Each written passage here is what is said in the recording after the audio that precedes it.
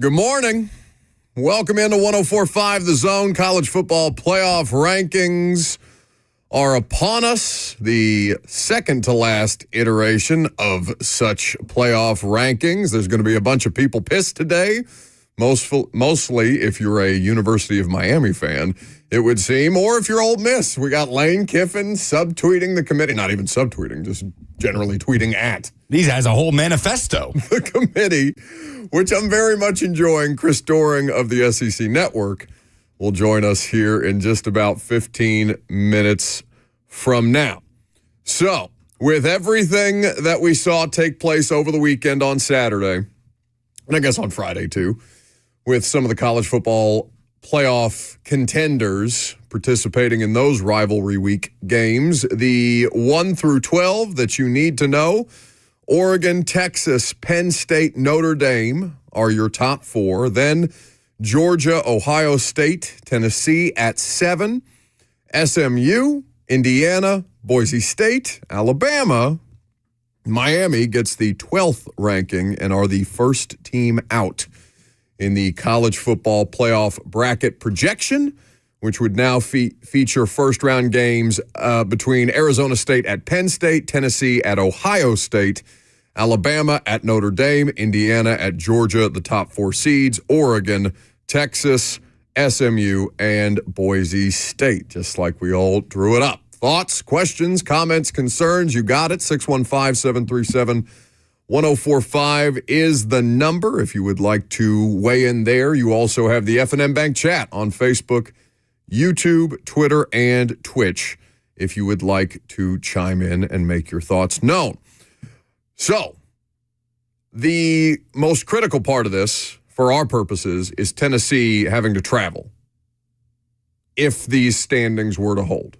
If these standings were to hold, if these college football playoff bracket projections were to hold, Tennessee going to play a game at Ohio State is less than ideal. And again, this is not the final rankings. This is not the final bracket, but it's just kind of worth going through the exercise of, all right, how can they best put themselves in a situation to not be a team that has to travel to another stadium and instead hosting at Neyland Stadium? That 8-9 Tennessee-Ohio State situation that we talked about yesterday bears itself out with Ohio State being the host school.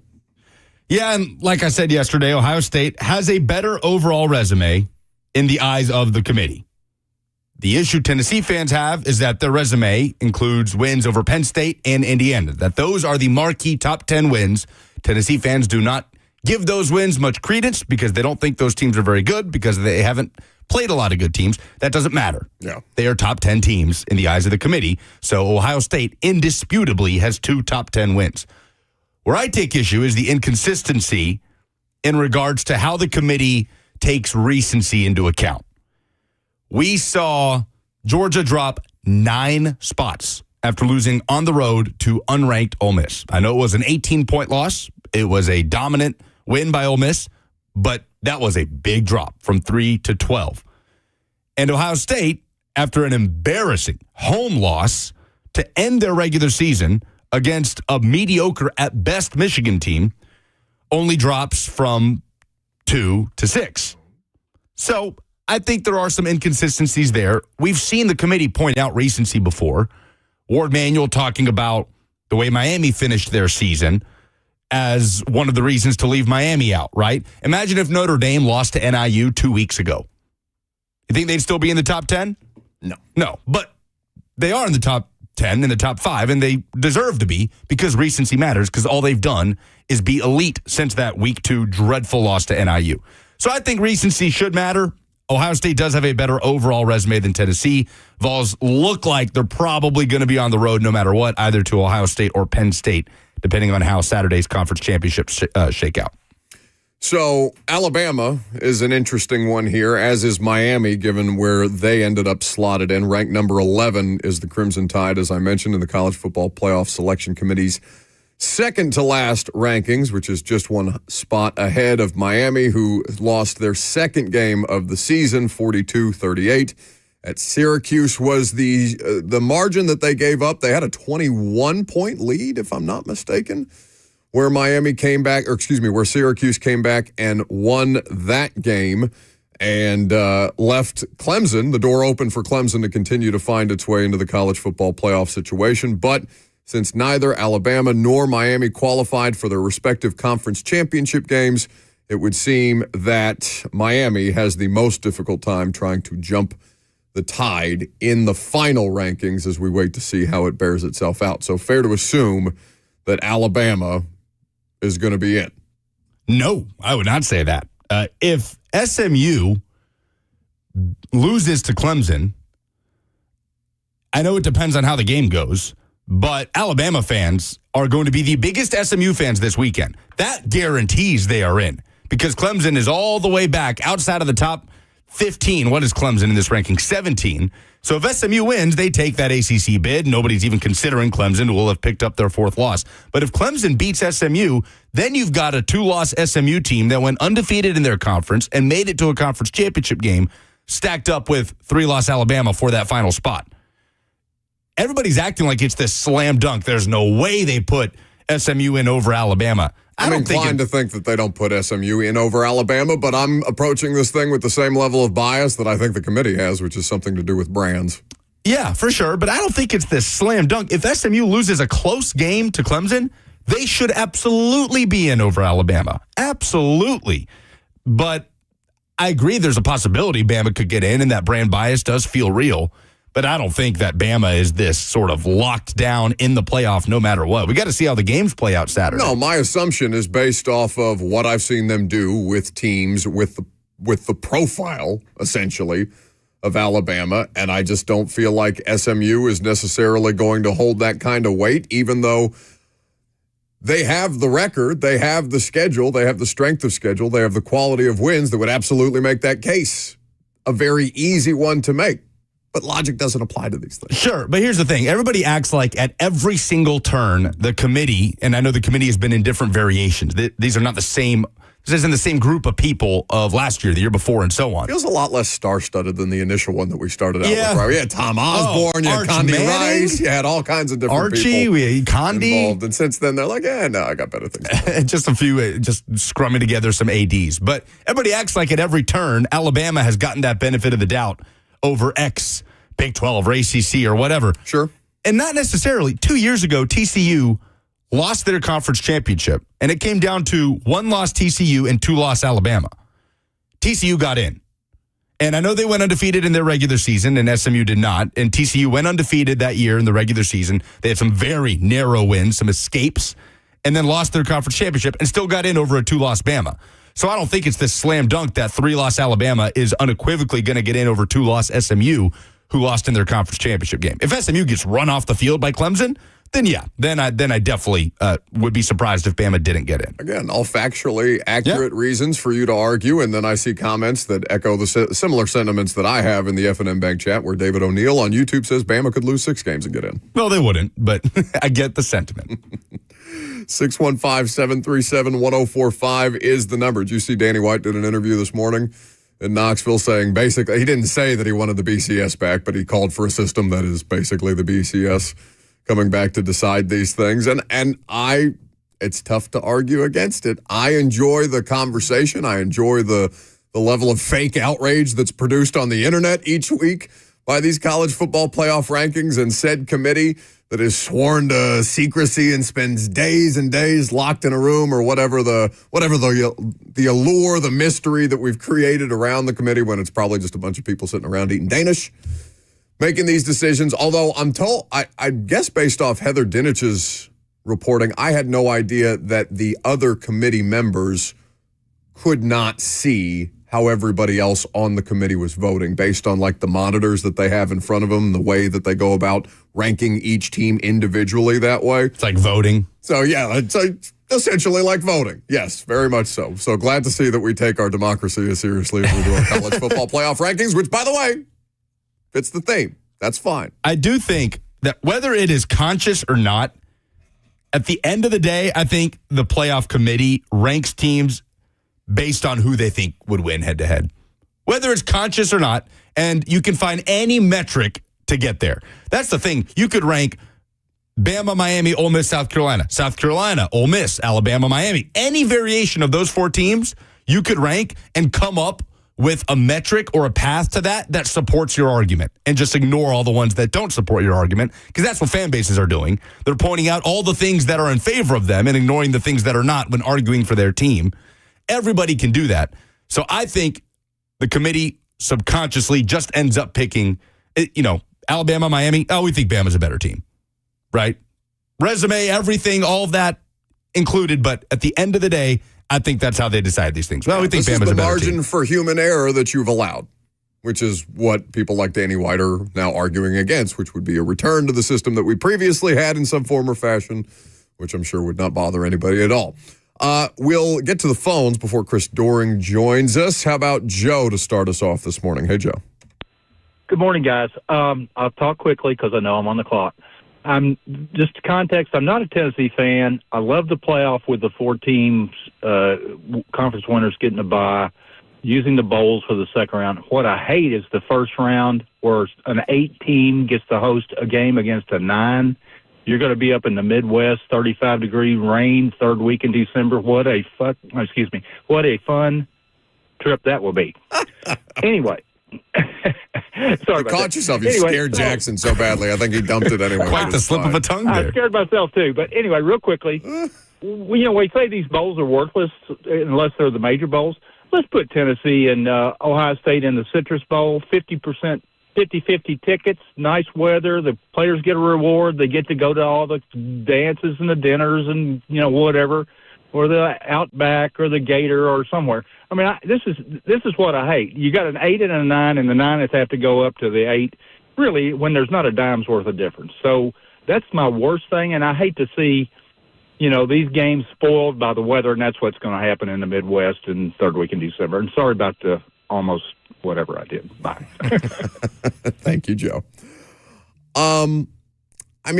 We disagree on the point of, I guess it's specific to he said he's not a Tennessee fan, but I guess he's specifically talking about the Tennessee-Ohio State situation. Like, I'm cool with that. I don't care that the weather, quote unquote, ruins the football. I'm most interested in neutral site games like that going away. Yeah, like I want 100%. I want college campuses. I don't care where they are, right? I don't care if it's Columbus, Ohio. I don't care if it's Knoxville, Tennessee. I want to see college campuses hosting college football playoff games. I'd do away with all the neutral site games if I could. Did you catch Joey Galloway yesterday on the ranking show talking about, all right, Tennessee coming up to the cold, and Reese Davis like, have you been to the Rocky Mountains? Like, it is almost the exact same temperature in Knoxville as it is Columbus right now. To hear Jarvis Brownlee tell it, it's significantly colder in Landover, Maryland than it was in Nashville, Tennessee this week, which of course we also know is not correct. Chris Doering, SEC Network. He's going to join us to talk about these college football playoff rankings. That's next.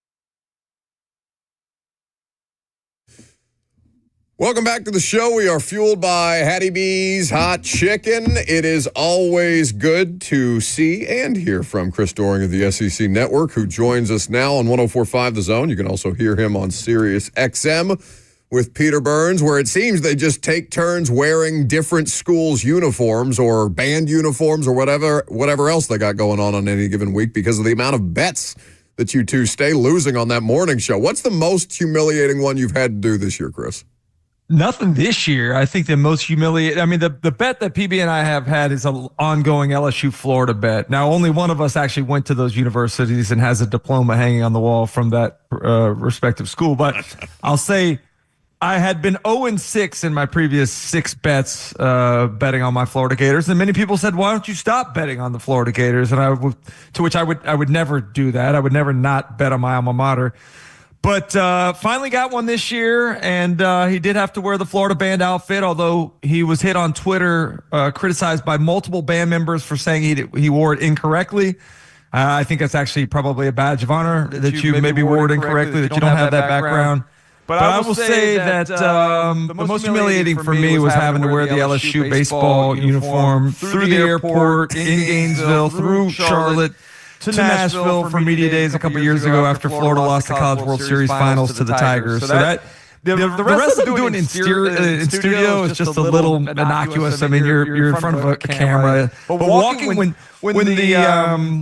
the flight attendant tells you that hey, she's really sorry to talk to, and I know I'm not supposed to talk to you, but are you on your way to a game right now? I mean, I guess they thought it was high school where you get dressed in your locker room and travel in your uniform, but that was probably the most humiliating. Yeah. But you know what? I have so much respect for you following through that way. Like most people would quit on the bit at some point throughout the course of it. Just be so soaked in shame that they just found a bathroom to change in really fast. Nobody would ever know. Hey, I'm sitting around at the baggage claim there in Nashville, as you guys have probably been many a time, and just having to wait. And it seemed like it took forever for the bags to come out. Everybody's staring at me. It was just, I had all the way down to the sanitaries and stirrups on. It was a full head-to-toe LSU baseball uniform. Chris Doering of the SEC Network here with us on 104.5 The Zone. So the College Football Playoff Committee, second to last ranking, comes out last night. Chris, I guess just from a 1,000-foot view, I know you've talked about this already today throughout the course of the dialogue that we've had with the College Football Playoff rankings this year, but what themes do you take away from this week's ranking if you're not able to identify a common theme found through each of the previous rankings? Well, first and foremost, am I wrong in thinking, like, why did we need to have a college football playoff ranking release show last night? Why do we need to release the rankings last night? It does take away a little of the suspense. That's what I think we all love, like Selection Sunday and the NCAA basketball tournament, where all of that stuff is unveiled. And I know now we get a little bit of a preview on what the committee may be thinking. But the idea that Miami, that Ole Miss, that South Carolina were told that they were eliminated. Ward Manuel made the comment about anybody that's not playing this weekend is not going to be considered to be able to move up. Like, why would you not have the ability to move up? For South Carolina, your resume is not complete. You just went to a team that could win the ACC championship and beat them in their own backyard. Does that not help your resume? Does that not help your argument? So I thought that was a little naive for him to make that comment. And I think it was also unnecessary to have the show last night because it does take away a little of the drama. Now, with I think that there needs to be, I've been kind of arguing for South Carolina. I know for years we've been talking about this idea of, all right, who's the best team or who's the most deserving team? I don't know that Alabama's the most deserving team. I think the best team is South Carolina, and I know you can say that with 9-3 records, the Ole Miss and Alabama arguments are that they won those games head to head. I never want to devalue the importance of regular season ball games, but at the same time, my argument would be, we're not a 9-3 team. We're a 10-2 team that got screwed by some officiating in that LSU game, and therefore you need to not consider us in that same head-to-head because we're a better team at 10-2 than those two are at 9-3. And also, where does that balance come, Chris, of what's happening now and in the last few weeks, how a team is currently playing versus the overall body of work? Obviously, the complete resume is important, but Tennessee fans are arguing that Ohio State should be penalized more for losing at home to unranked Michigan in embarrassing fashion like that. South Carolina fans are arguing they're playing better football than any of those other teams in that discussion. Do you think that should weigh more heavily the state of affairs as it currently is and in the last couple of weeks as opposed to the entire body of work? Yeah, you guys may or may not know, in addition to doing SiriusXM and the SEC Network, I also own a residential mortgage company here in Florida. And when you pull somebody's credit, if they just decided to not pay their credit card bill 30 days ago, it's going to hurt a lot more than if they didn't pay their credit card bill 2 years ago, right? Recency matters. So it's hard to take away that loss that Alabama suffered to a very mediocre at best Oklahoma team in Norman 2 weeks ago. I do think there deserves to be something accounted for as it results in trend towards the end of the season. I think another metric that needs to be included is what Vegas point spreads would be. Like I know that Vegas lines are meant to get even betting on both sides, but it is a way to handicap who's a better team. I have to believe that South Carolina would be probably a 7.5, 8-point favorite over Miami. I don't know where South Carolina and Alabama would be right now, but I know South Carolina went to Tuscaloosa and lost by 2 in their own backyard. So I do think there are some additional things that need to be accounted for. But again, I do stand on head-to-head being the most important thing as it relates to college football. And the argument in the offseason was, well, the expansion of the 12-team field is going to devalue regular season games. We've seen meaningful regular season games for the last month and a half. I think that's been one of the best realizations of the season, is just how many fan bases have been really emotionally invested in a lot of these regular season games since probably the middle of October. At Chris Doering is where you can follow him. SiriusXM is where you can hear him. You can watch him, of course, on the SEC Network. And apparently, if you have mortgage needs, you can check him out in Florida as well, Chris. I had no idea that you were a man of so many talents.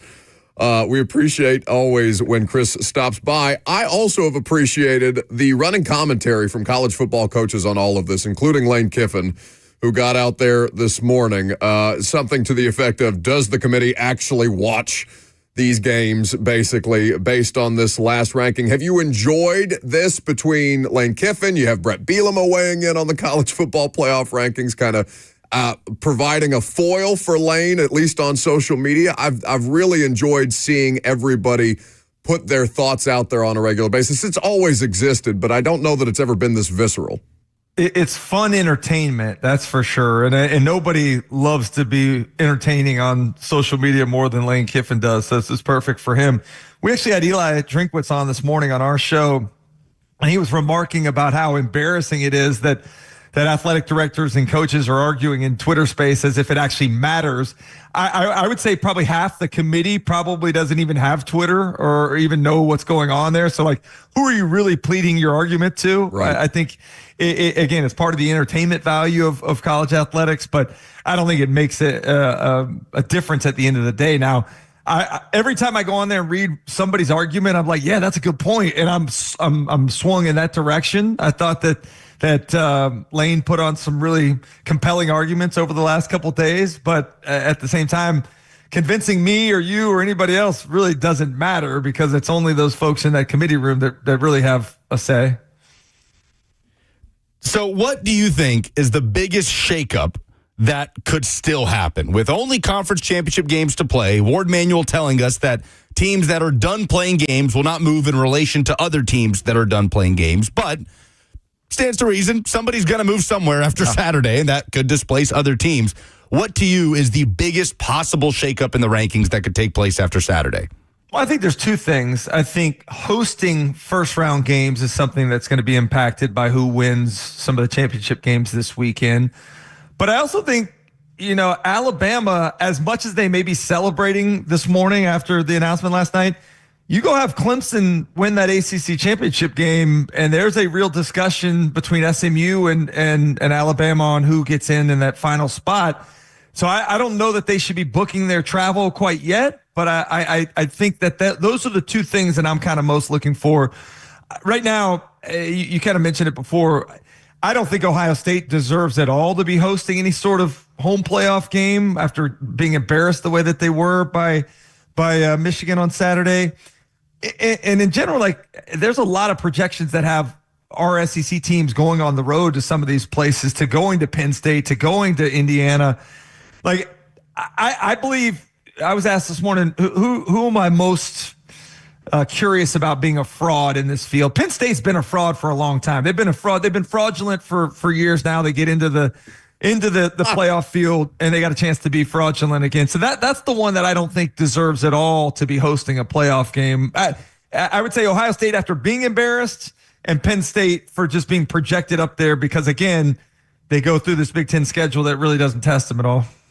I want to give Michigan more flowers because of what they did over the weekend, but I just don't think I can because they actively tried to lose that game. Ohio State just incapable of being decisive in that moment, of dominating them the way that everybody expected them to dominate Michigan. I want to talk to you about South Carolina's win over Clemson here in just a second, but this Ohio State thing, with Ryan Day and with the Michigan game, have you ever in your life seen something so perplexing as this coach who cannot get it done against this one program?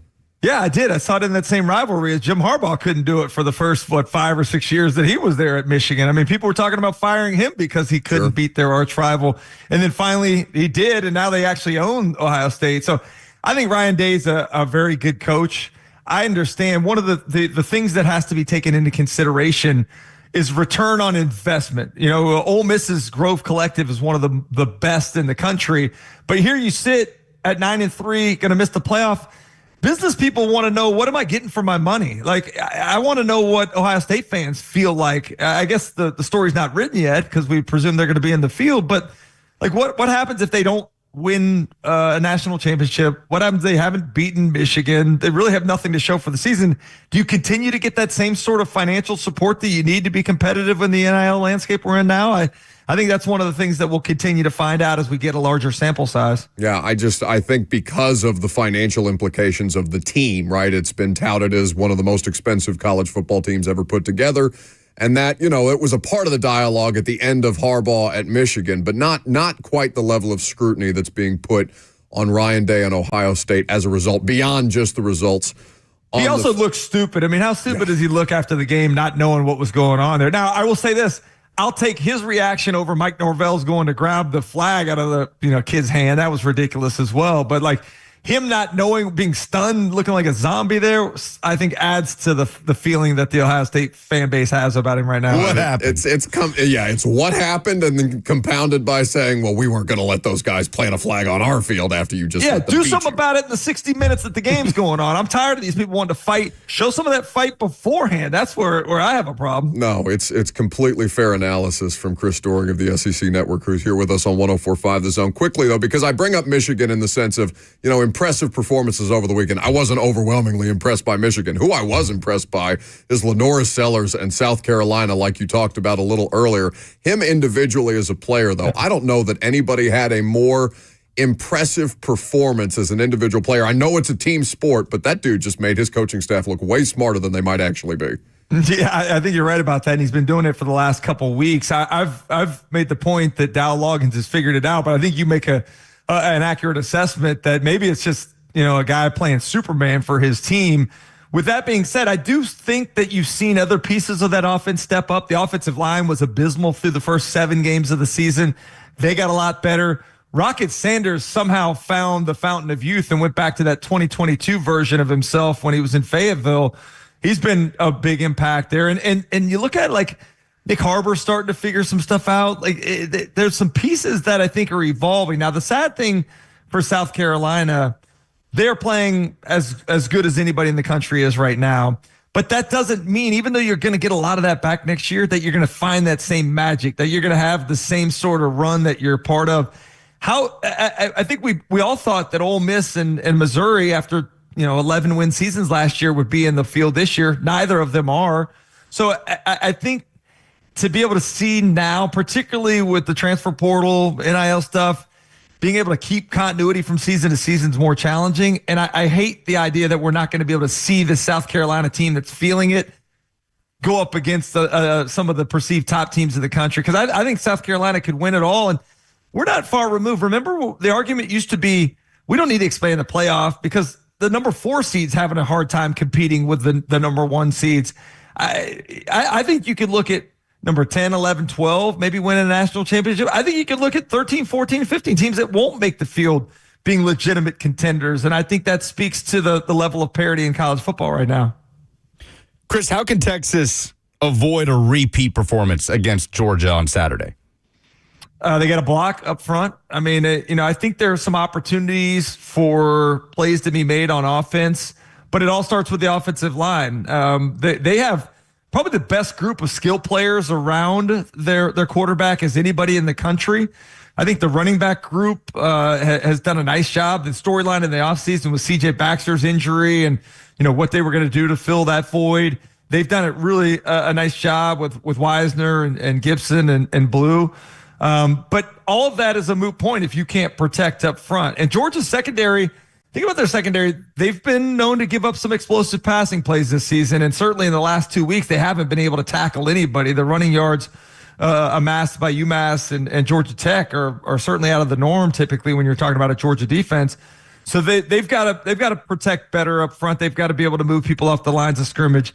Football is not that difficult of a sport to analyze. In this one, it's going to come down to the offensive line play, and Texas has to be different than they were when they played a month and a half ago. No, it's some of the best advice I've ever been given on football. It's not that complicated. It's just very, very detailed. And you have to be cognizant of where those details are. Chris Doering, SEC Network, Sirius XM. You can hear him, of course, on the SEC this morning where he is offering his thoughts and making Peter Burns subjecting Peter Burns to bets on a regular basis, which is always enjoyable, both television and radio. Buddy, always good to see you. We make bets on this show, Chris, but we absolutely never deliver on what we're supposed to do for those bets. I had to eat that hot chip that almost killed me. Don't tell me we don't deliver on bets. You did that for clout. That was different. That's funny, man. Well, thanks for having me, guys. I enjoyed being on with you guys. Always good to see you. Chris Doering of the SEC Network there with us on 104.5 The Zone ahead of Conference Championship weekend. Recording is stopped. Okay, very good. Who was recording, us or him? All right, very good. Well done by Jackson. I so appreciate Chris's perspective on what he's saying there about the recency, kind of offering support to the point that you were making about how much it doesn't seem to be taken into account. His point about the quality of teams that may be playing their best football right now as we get to the final stretch of the season. And I understand that they are more than welcome to have the opportunity to, in the case of South Carolina, right, close out the game against Alabama. Don't put yourself in a position to have to kick that 50-plus yard field goal at the end that you end up missing.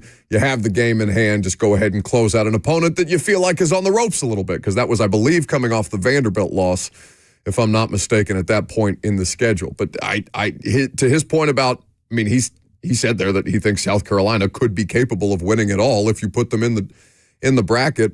You could make the case for a couple of different teams this way, for as much as we've seen the top of the heap, save Oregon, be outright upended. Coming up next, we've got some observations. They're SEC related. Is it more football? Let's move to the hardwood a little bit. Oh, you're speaking my language. SEC observations are next.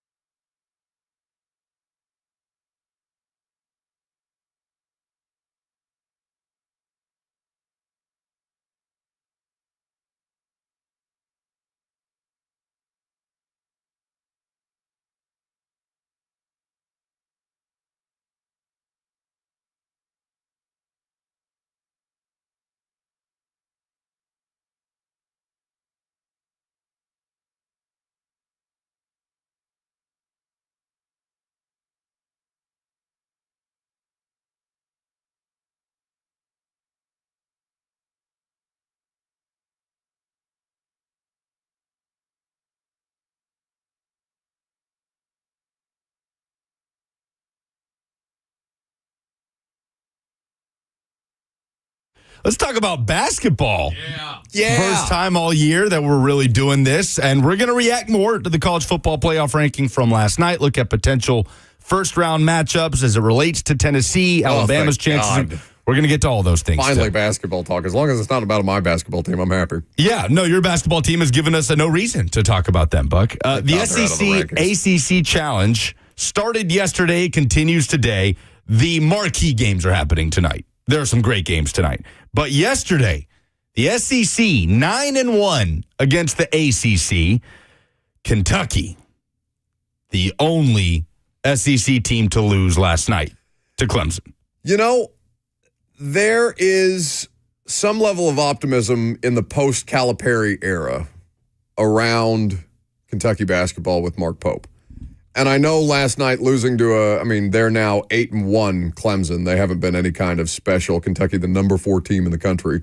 So you'd expect a better performance out of that. It was an outright failure last night by the Wildcats, but I do feel like that there's something there to be respected. Obviously, the rankings indicate that they are to be respected, but early season rankings, you give them however much credence you actually want to give them because they're playing a bunch of cupcakes early on. Yeah, but Kentucky fans are so used to those early season struggles. That win over Duke matters. I mean, that early marquee win over Duke that I they didn't realize how long it had been since they had beaten Duke. Yeah, it's been a long time since they've had any sort of win like that at this point in the season, in November, December, because we got into that groove with Calipari teams where they were terrible, and then they would kind of hit their stride, and then in the last few years fail in March. A bunch of 17-year-olds out there. Right. So Mark Pope has done a really nice job at the start, but they do lose to Clemson to be the one blemish on the SEC's record. They were 7 of 27 as a team from the three-point line last night. It's a season-low 66 points for Kentucky. They had been averaging, they were the top-scoring offense in Division I. Prior to yesterday, they were damn near averaging 97 points per game. It's pretty impressive to see. And again, they open against the likes of Wright State, Lipscomb's in there, WKU. The Duke game is big, as we mentioned, but that's the first legitimate test. I mean, the rest, I don't want to rob you of your observations here, but the rest of the results: number 21, Oklahoma beating Georgia Tech. You have number 22, Texas A&M handling Wake Forest in a low-scoring, ugly game. Ole Miss dispatched Louisville, who I thought was a world beater because of what they did to my basketball team. Turns out, nope. Turns out, no. Just my basketball team sucks. Not Louisville's good. Not this Chucky guy who's run around out there, can't miss from 3 in Atlantis. No, just my basketball team, but that's neither here nor there. Arkansas, Georgia, Missouri, South Carolina, LSU, all getting the job done as well. And Tennessee, 96-70 over Syracuse.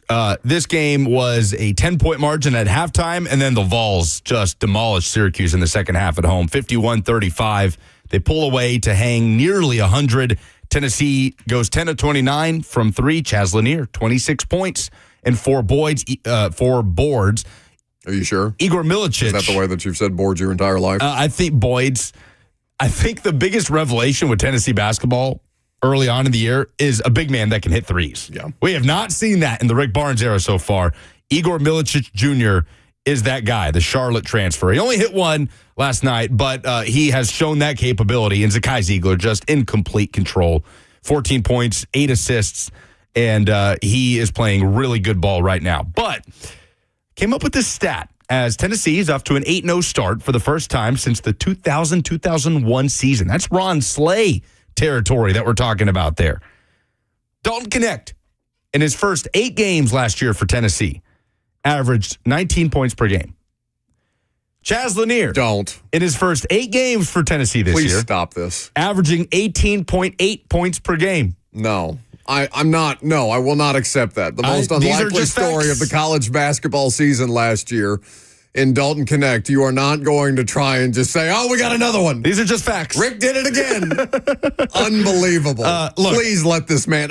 Don't do that to Chaz. I don't want to do that to Chaz Lanier. You've just done it. What do you mean you don't want to do it? No, all I'm doing is pointing out the fact that he is scoring almost exactly what Dalton Knecht was scoring in the early portion of last year. Now, the difference is Dalton Knecht popped off for 37 against so North mad at you Carolina, for right? that. And then he hung 40 on Auburn. I don't know that Chaz Lanier is capable of those type of just, everybody clear out, give me the ball, I'll go win this thing. I don't know if Lanier's capable of that. What's going on with you over there? I don't know. But as a steady scoring option, that's what Chaz Lanier was brought in to do, and that's what he's doing early on. And Tennessee is one of the best defenses in the country, as they typically are under Rick Barnes. Yep. And this team is deep right now.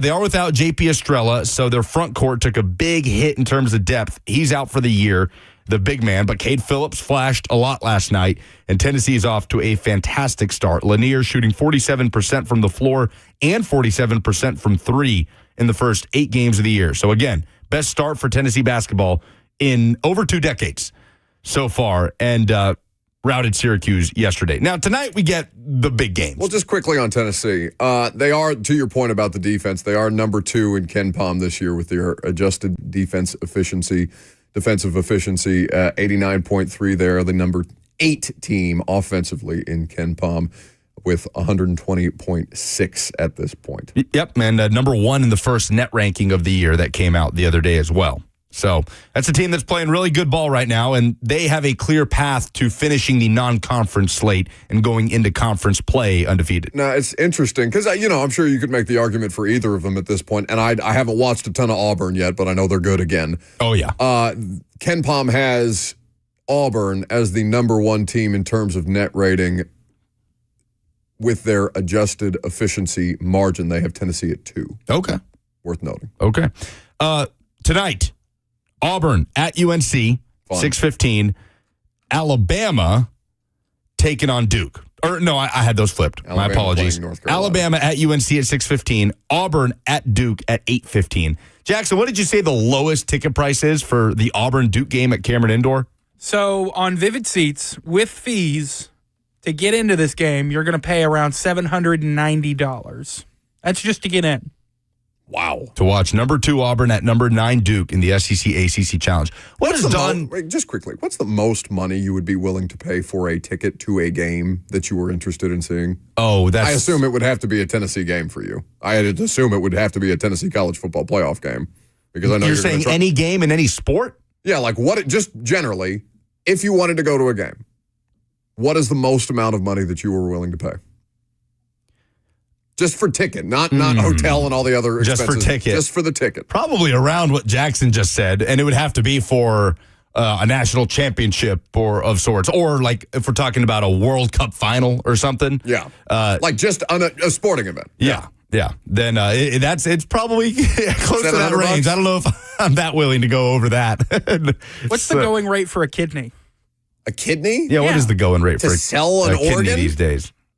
I don't know. I don't know that I could legally answer that question or indicate that I have any such knowledge of what the answer to that question would be. I think I would be willing.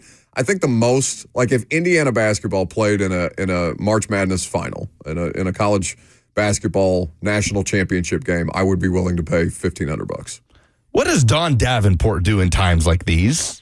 Someone who was raised a Duke fan but went to Auburn? She's probably going to root for Auburn. Be curious who she's rooting for tonight.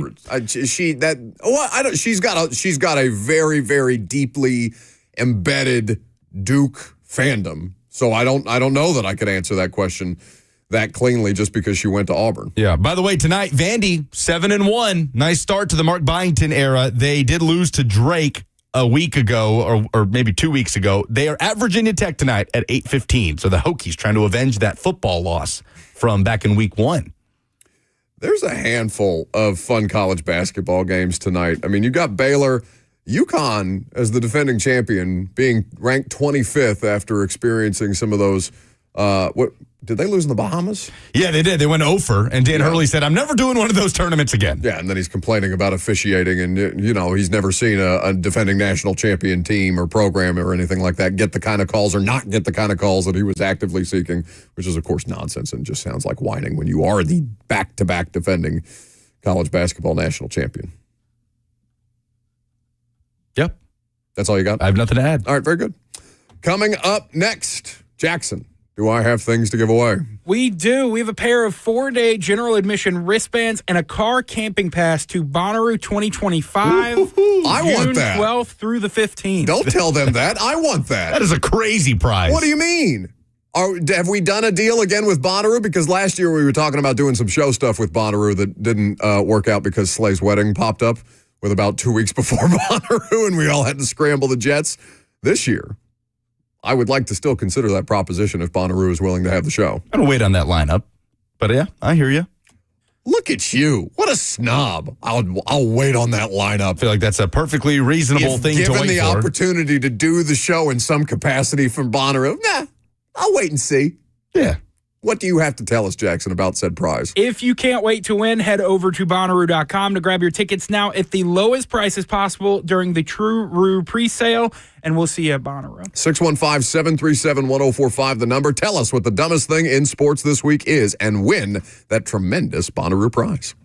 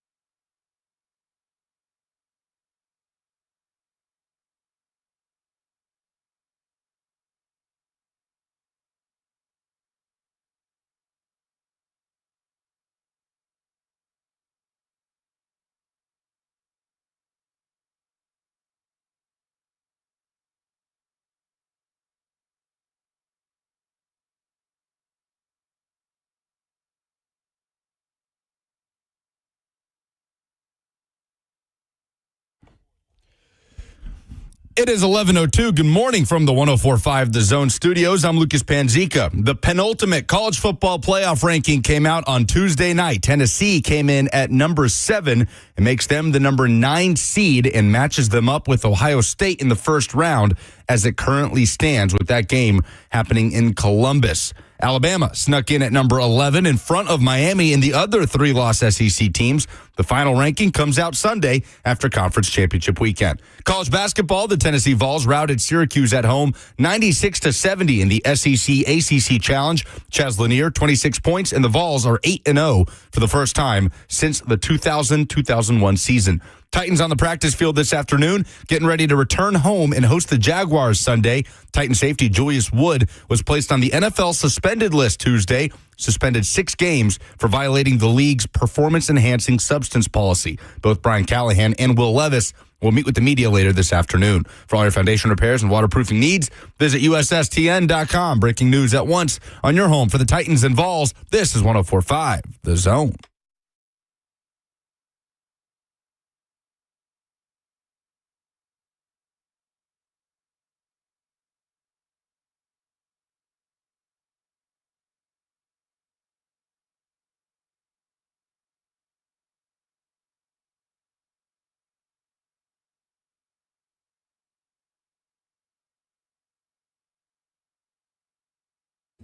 It most certainly is, and it gives you the opportunity to win what, Jackson, courtesy of our great friends at Bonnaroo. A pair of 4-day general admission wristbands and a car camping pass to Bonnaroo 2025, June 12th through the 15th. How about that? Shout out to Bonnaroo. It's an excellent prize package for you guys. 615-737-1045. Just call in and tell us what the dumbest thing in sports this week is. A little baseball talk? That's my dumbest thing in sports this week. Look at you. It's the only time we ever talk about baseball, it seems. When dumb things happen in baseball, yes. This segment. Well, it's the easiest version of the baseball conversation, and famously, we're baseball dumb, so you have to dumb it down for us. But this one's a pretty easy one to pick at. All right, so Rob Manfred is doing podcast appearances, and he made a podcast appearance with John Orand. The quote that resulted from this podcast, among several others, was a pretty giant nugget about a potential rule change that could be coming to Major League Baseball. Quote, there are a variety of rule change ideas that are being talked about out there. One of them, there was a little buzz around it at an owners meeting, was the idea of a golden at-bat. Now, what is a golden at-bat, you might ask, because it sounds delightful, doesn't it? It's just anything. You put golden in front of anything, it just generally churches it up a little bit. Willy Wonka vibes. Sure, for sure. Not so much, though, with the golden at-bat. If a team could choose one at-bat in every game to send its best hitter to the plate, even if it wasn't that guy's turn to hit, that is the golden at-bat. All right. Now, in theory, that would be fun because you can dictate better matchups in that situation in a regular season game, in a postseason game, whatever you might be inclined to do if this was in fact approved. But my issue with it is I don't want my sports scripted. That to me feels like the closest version to scripting sports that you could have. There's a great many other reasons why I'm sure baseball purists would not like this. I don't know who comes up with this stuff, who is sitting in a dark room in the MLB headquarters pining over the idea of a golden at-bat. They're just trying to find different things. And the rule changes, by the way, for baseball's part, things like the pitch clock, it's definitely accomplished what baseball set out to do, which is shorten games, make the product more watchable, get people more invested, and ultimately it culminates in a Los Angeles Dodgers, New York Yankees World Series, which is an ideal circumstance for them to finish a season with. But I'm not interested in the golden at-bat. I'm not going to pretend like this is for me, right? I'm not an avid baseball consumer, so I'm sure there are other people who have bigger problems with it, but it just sounds to me like it's too scripted. I wouldn't be in favor of that. Baseball people seem to just universally despise this. So how does this because work? they're messing with 150-year-old rules here. So I'm curious, if it's bottom of the ninth and it's Aaron Judge's turn in the lineup and he singles and he gets on first, but there are 2 outs and they need a run to force a game 5 or whatever, and they decide, we want Aaron Judge, though, to be our golden at-bat. So do you put a runner on first for Judge, and he just walks back to the plate? These are the kind of questions that would have to be worked through, right? There's no details on all the different things that this would impact. It's just the concept that's being floated at an owners meeting and could potentially be tested. It doesn't seem like it's coming to minor league baseball in 2025 at the very least, so it sounds like a longer-term situation. But just the idea of this being out there has baseball fans bothered. Yeah, and I get why. My dumbest thing in sports this week is the seeding system in the college football playoff. And it dawns on me week after week, but especially now, as we, after last night, will only have one more ranking before we have the 12-team bracket locked in.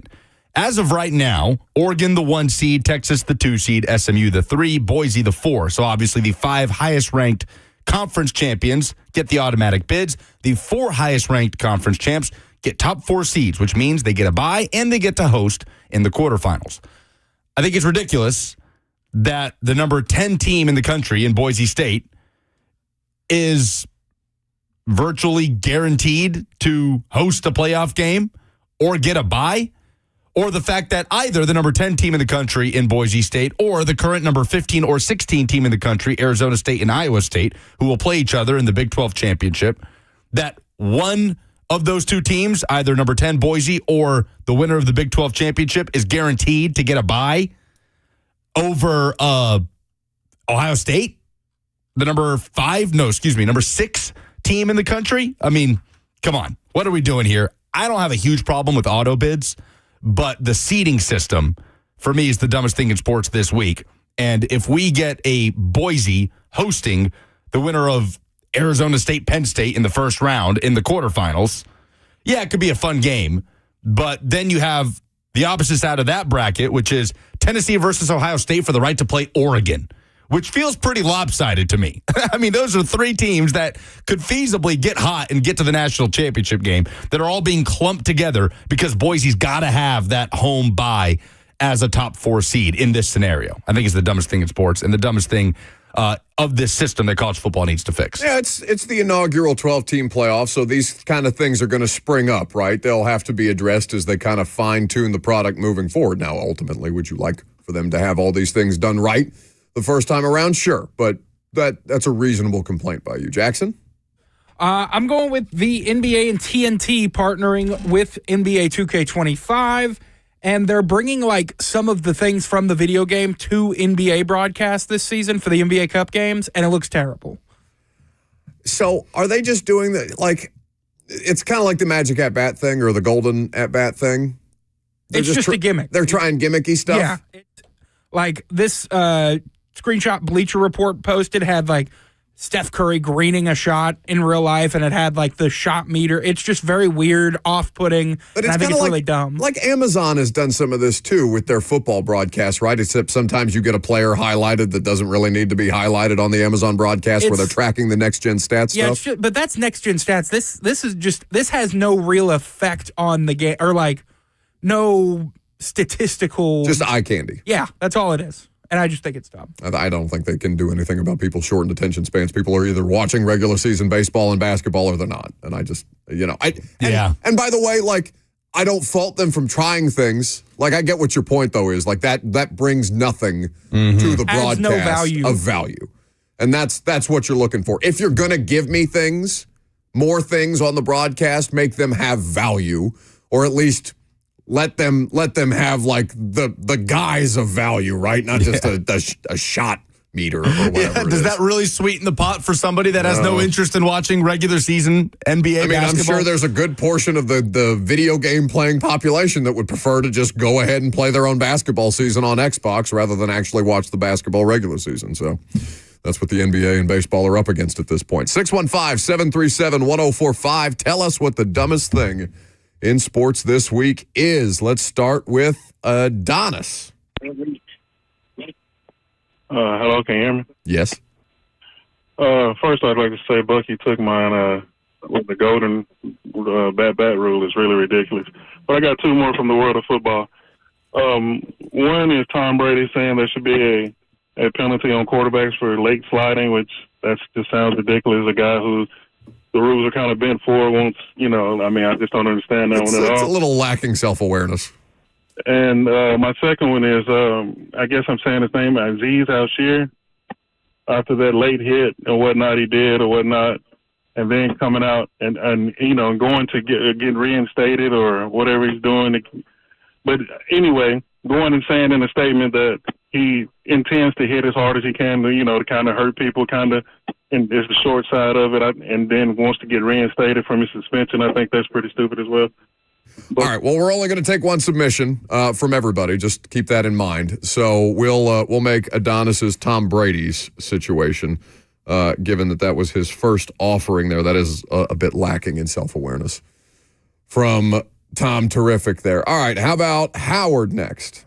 All right. My biggest thing was the Bears coach not calling timeout, and my second one. No second one, Tom. Pick one. Oh, Tom. Howard, rather. All right, Matt Eberflus is off the board. I know many, many people are anxious to submit Matt Eberflus. Again, only one submission for the dumbest thing in sports this week, which I felt like I just said, but apparently Howard didn't hear me. I feel like we don't usually have this every week where everybody has multiple. Do I take points off for not listening? Now we'll see what else we got. Okay, Cam is up next. He had Eberflus. There's something comedic about the dial tone that I just feel like we don't utilize enough. You broke it. You have to fix it. I didn't break it. What do you mean I broke it? Oh, this was user error. This was you? No. There, it's fine. And he's gone. Yeah. I didn't hang up on him. I hit the button like I always hit the button. Go to Harry. Harry's next. All right. I had to pull an audible because I had Eberflus. So mine is Michigan, Ohio State, the scrum at the end of the game, the cops coming on the field and having to mace the players. Seemed like a pretty dumb thing to happen in a game that Ohio State probably should have won. So Michigan, kudos to them, but they took it a little far, and to have mace on the field is pretty dumb. I agree with that sentiment. Harry, currently the leader in the clubhouse for police officers pepper spraying people. And he's gone.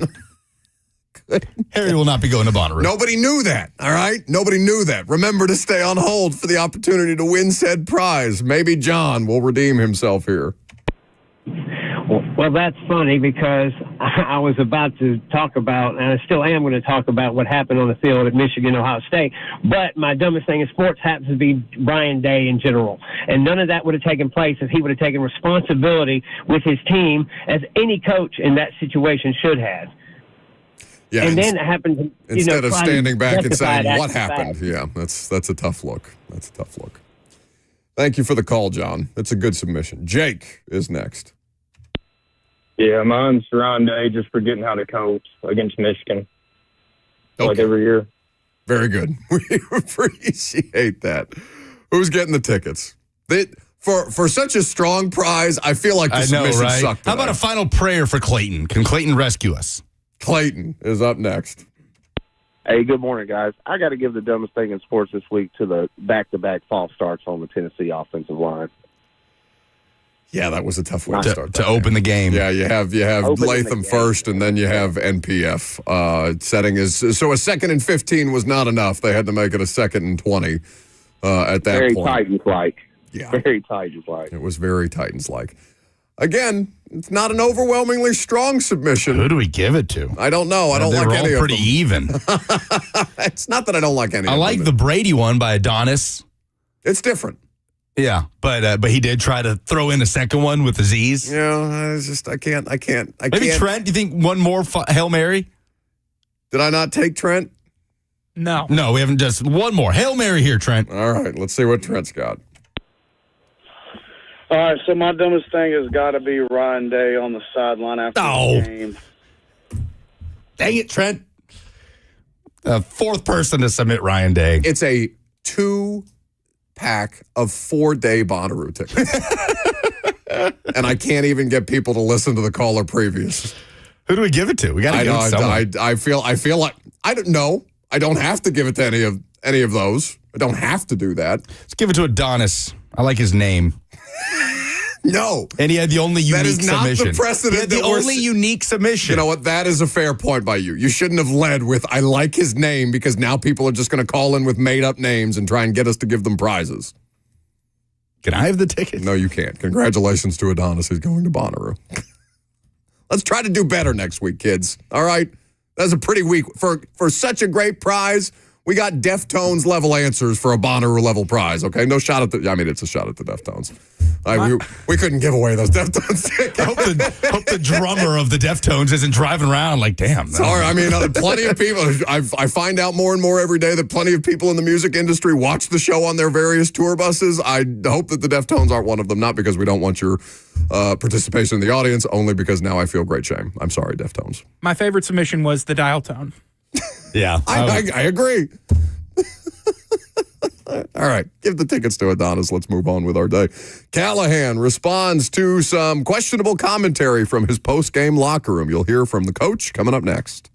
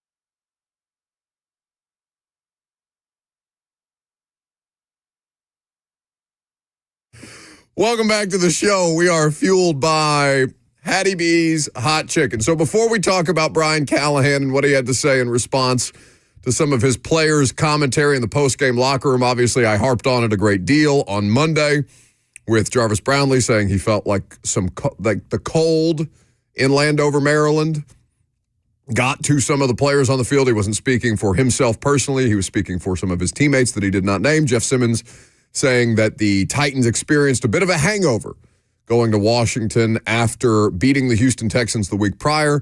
I saw an account, and I told Jackson and Lucas this morning, but an account on Twitter just called The Mettenberger tweeted out something to the effect of, so you're telling me that the 3-9 Titans, checks notes, were experiencing a hangover from success.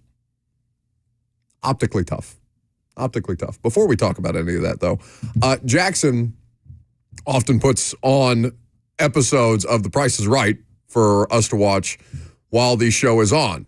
We have now oftentimes diverted to old episodes where we are watching Bob Barker posthumously. From the 80s. Yeah, from the 80s, even though he looks like a 90-year-old man in the 80s. But I just assume that's how everybody looked in the 80s. Yeah, he was old for so long. All right, you ever watch an old movie with your family? And we live in a different, culture or with different cultural sensitivities in today's day and age than we might have 20, 30, 40, 50 years ago, yes?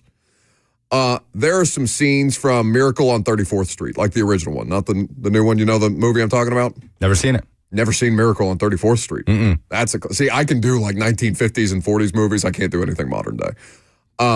Not because I don't enjoy them, because I just don't retain anything. It's about putting Santa on trial. A guy is claiming that he's Santa, and they put Santa on trial because he's Santa. He's telling everybody he's working in a department store at Macy's. He's telling everybody that he's Santa. They think he's an insane person, and they put him on trial for being Santa. It's a whole thing. There are some moments in that movie from the original version that I think was done in like the 1940s or 50s that maybe don't hold up in today's day and age, just as the episode of Price is Right did not hold up. Not because of anything that Bob Barker did, but because Bill Cosby is doing commercials in the middle of the show. And that was something that just made me stop and stare and kind of recoil a little bit. Get him off! Recoil a little bit from what you've been putting on television, because you just don't know who's going to pop up and what they had in their past, much less Bill Cosby doing Jell-O pudding commercials in the 1980s. Not ideal. What is also not ideal is a 3-9 football team, and that's where the Tennessee Titans are right now. They had a couple of different comments that had my head spinning on Sunday night. I don't know how the fan base felt about them, but I'm certain that they did not land overwhelmingly well, especially in light of the 42-19 ass kicking that was experienced on the Washington Commanders field this past Sunday. Brian Callahan responding to both comments. First let's start with Jeffrey Simmons. Jeffrey Simmons talking about let's start with the Brownlee one, because the Brownlee one is more of a no comment type of situation. This is Brian Callahan speaking about his rookie cornerback's comments, saying that he felt like some of his teammates were dealing with the cold in Washington. Yeah, of course. That was alarming to me. We practiced in it all week. We were out there all week. It was colder here at practice than it was in the game. Again, if that's the case, that to me sounds like that's an excuse. But no, I mean, that was about as fair weather a game as you could possibly ask for in December. So I can't comment on where that would have come from, to be honest, Paul.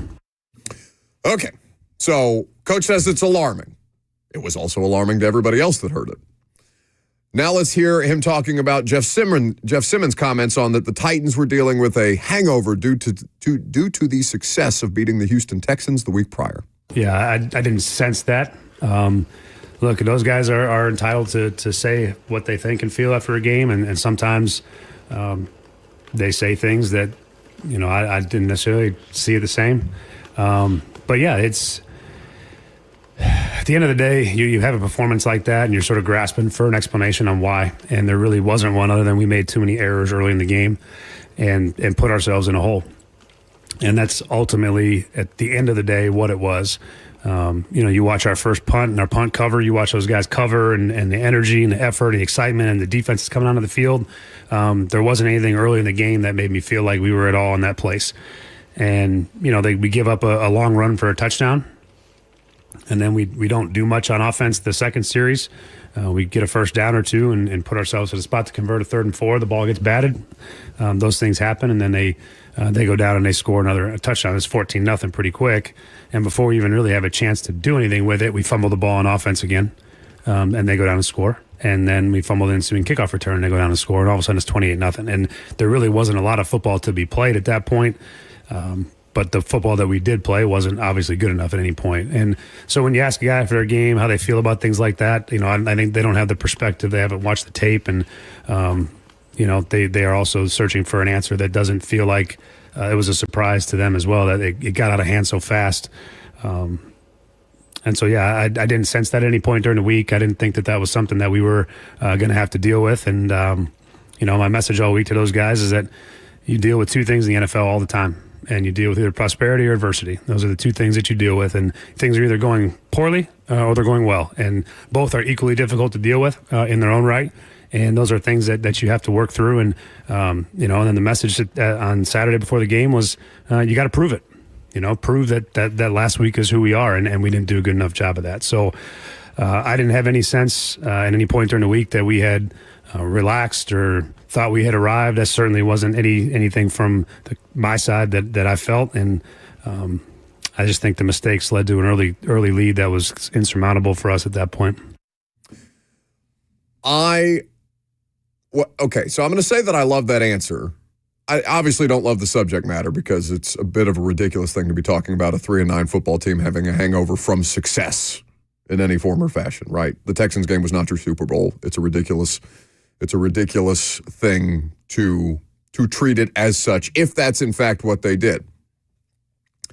I think Brian Callahan's explanation of it, one, I loved the sigh in the middle of that, just the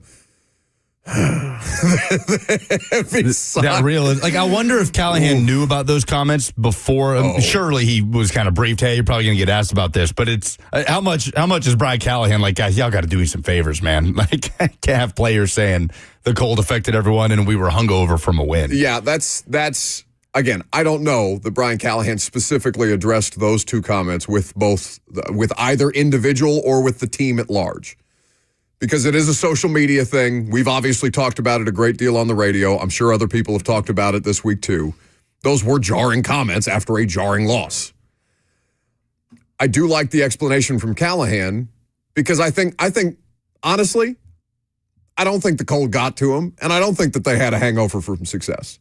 I don't think that's actually what happened there. Well, those are just things that you say when you're trying to find answers. That's exactly what Callahan said. He thinks athletes have irrational confidence at all times. You absolutely must have irrational confidence. Steve Lehman, we did the podcast, the 615 Sessions podcast, I think last week or maybe 2 weeks ago, and he said that he laughed in players' faces when they were talking about the Jags turnaround in 2022 being something that this team could be capable of doing. But you absolutely have to think that way if you're a 2-8 football team or a 2-7 football team trying to save your season and saves people's jobs. Yeah, that is your job. It may sound completely irrational, but that's absolutely how they have to think about these things. So when you get handed the kind of loss, the kind of L that this team got handed on Sunday, you're looking for any reason to any possible explanation. You're answering questions. You don't know what the answer is other than you just got soundly beat. I don't think there's anything wrong with saying, yeah, we just got soundly beat. But I don't think that Jeff Simmons and Jarvis Brownlee are two guys who are going to be like, yeah, we just got our asses kicked. Yeah, I think I'm with you. I think it is more scrambling for answers than anything. Yeah. It's saying things just to say something, and then you say too much, and you say the wrong thing. It blows up, right? Which also I think Levis is fallen into a couple of times. I almost said guilty of, but guilty indicates like they're doing something intentionally. I don't think these comments were intentional. I don't think Jarvis Brownlee meant to call out his teammates that way, even though he kind of did. And I don't think that Jeff Simmons actually meant that they were dealing with a hangover. Jeff has been on plenty of successful football teams. Jeff knows how teams are supposed to handle winning from week to week. This Supposed to does handle it the same way you handle anything. Just go do your job again. Sounds very different from what you were saying the other day, though, when you were saying that those comments were worse than the on-field performance. They were, because I couldn't understand them. Yeah. I myself could not wrap my head around a 3-9 football team having a hangover from success. Yeah, and that's fine, but it's I not couldn't worse wrap my than what head happened. around. I couldn't. No, it is to me, because it could lend itself at the time when you're talking about these things. And by the way, I think it's completely fine for you to be able to adapt your opinion based on new information. And I think that's good context provided by Brian Callahan there. I couldn't understand a football player, an NFL football player, telling me that his teammates couldn't deal with the cold. It was 40 degrees. Yeah, that made my head explode. Like, it will probably be colder here at Nissan Stadium. It will be. For the Texans game at the end of the year. It 100% will be. It might be on Sunday. I haven't looked at the forecast. I don't think they've played a game that's been colder this season, but it's been pretty close, right? It was a sunny day for the most part. You get some cloud cover, whatever. So, like, yes, high of 56 on Sunday. That's delightful. Hopefully nobody talks to us about the weather again. In real time, though, the Monday after, it made my head explode to hear that from a losing football team that way. I just couldn't comprehend it. And I think it's a completely fair explanation to be provided. Yeah, guys are just looking for anything to say at this point. They're just looking for anything to say. And they have to be cognizant of how much weight their words carry and how much more we're going to be paying attention to what they say based on what they're not able to produce on the field. It's still a problem. Like, I still don't want to hear that from a football player at that particular point in time. But I will say this, of Brian Callahan's handling the situation, it would be very easy for a coach to get up there and just, completely be dismissive of those two players that way. And he didn't do that. He provided a reasonable explanation. He didn't kill the players at the podium. What did Kirby Smart? Oh, God, Jackson, turn it off. Another Bill Cosby commercial? They've got to get rid of the Bill Cosby commercial. I don't want to watch him eat pudding from a delightful-looking glass vase that way, or glass. This is an episode of The Price is Right from my birthday. 1994, a year before I was born. You weren't alive on October 26, 1994? Exactly -1 years old. Oh, that's your birthday? October 26, yeah. Well, then you weren't exactly -1 years old. No, it was exactly -1. It said October 24th. -0. Yeah, -1. And then I turned 0 on October 26, 95. Sakes. So Kirby Smart, remember Kirby Smart after being asked about the Georgia player that was caught on camera celebrating with someone he went to high school with on the field against Ole Miss when Georgia lost? What he said? Oh, you called him an idiot. It wasn't an idiot. Yeah, I called him an idiot. I mean, it would have been very easy for Brian Callahan to get up there and say, this guy's talking about the cold? What an idiot. Now, Kirby did go and apologize after the fact for calling the kid an idiot to the entire world. But I do think there is something, because it would be very easy to alienate yourself as the coach. We're talking about any reason to look at Brian Callahan as why you should be the person that's capable of doing this job moving forward. Would have been very easy for a 3-9 football coach to get up there and crush his players and alienate himself from the players. Yeah, and I don't think that's happened. No, I don't think that is something that you have to worry about with him specifically. There are plenty of other things that you have to worry about with him specifically. But the idea that this person might lose his players in some form or fashion, it's being reported that Matt Eberflus lost the locker room, right? Yeah. The dreaded lost the locker room. Right. Well, people jump to that very quickly, right, when things are bad, and I get that. But I feel like when a coach has truly lost the locker room and the messaging just isn't getting through anymore, I feel like in those instances, it is so incredibly obvious. Like, what comes to mind when you think of situations where that has happened? Urban in Jacksonville. Yes. Josh McDaniel in Vegas. Vrabel here. Mike's style checked some dudes out. It did for some individuals, yes, but I don't think the team stopped playing for him. No. But yes, you're right. I mean, there were certain Mike is an example of, hey, you can't approach this the same way with every individual player. Yeah, you adjusted to Vrabel, right? Not the other way around. Never the other way around. Certain individuals just weren't going to vibe with that. Callahan feels more malleable to try to adjust to what the players' needs are. That was the whole thing with him coming in. Now, again, this is akin to of the early part of Will Levis's season saying, what does he do best? Well, he gives great effort. It's a very, very small thing, though it does matter to team sustainability when you are cratering the way that this team is, and you can't afford to lose the players on top of being a bad football team. So there are a million different things that you have to worry about the trajectory of this thing based on how this season has gone. the coach alienating the players that way, I don't think is something to be outright concerned about, because that would have been a very, very easy opportunity for him to do exactly that. Coming up next, Bama bias. Was it evident in last night's college football playoff rankings? We'll discuss. I'm Buck Rising. It's 104.5 The Zone.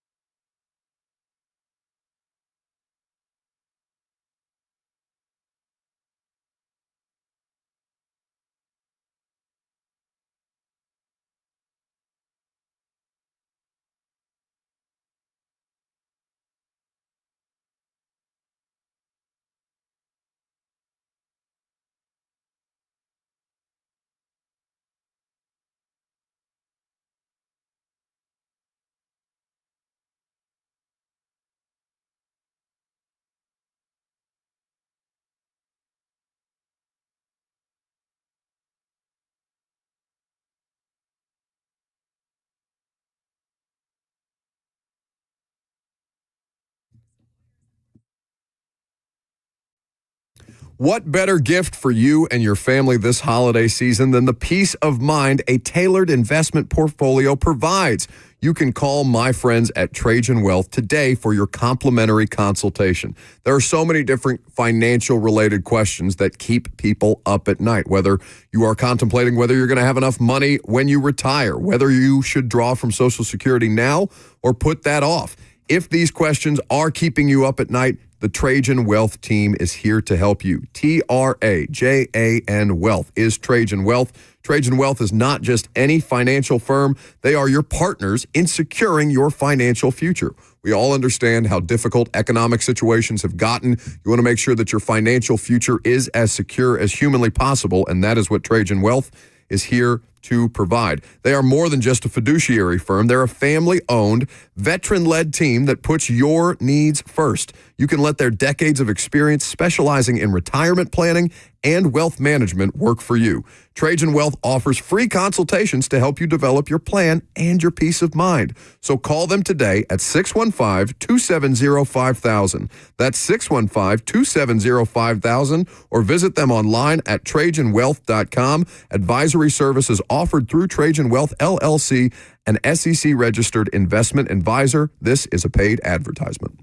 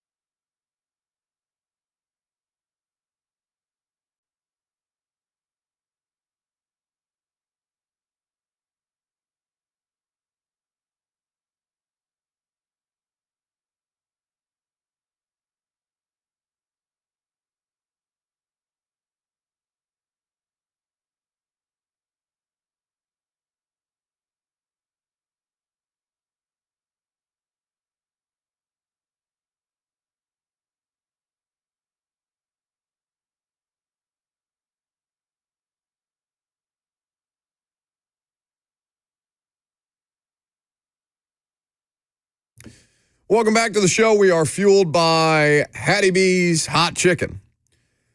So, largely, the College Football Playoff Committee's job is done, right? We have one more week to go before they make the final rankings, before they set the bracket in totality, and bowl season can begin. Conference championships lie between then and now. It feels like, all right, so let's talk about the givens, first and foremost. Oregon, Penn State, Texas, definitively in. Almost definitively in. Like in the playoff? In the college football playoff. Not almost. Yeah, definitively in. Yeah. Ohio State, Texas, Georgia, Tennessee. Yeah. Notre Dame, Indiana, maybe SMU?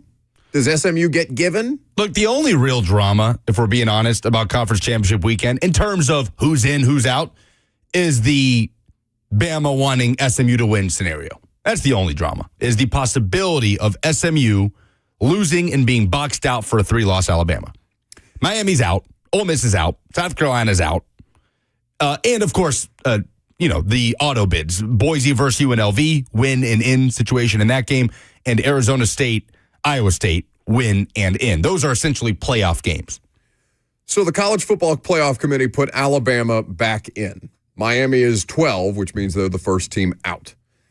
And the Alabama discussion is always, it's a bit of a tired one, because in the Nick Saban era, I'm totally cool with people who are alleging there's Alabama bias.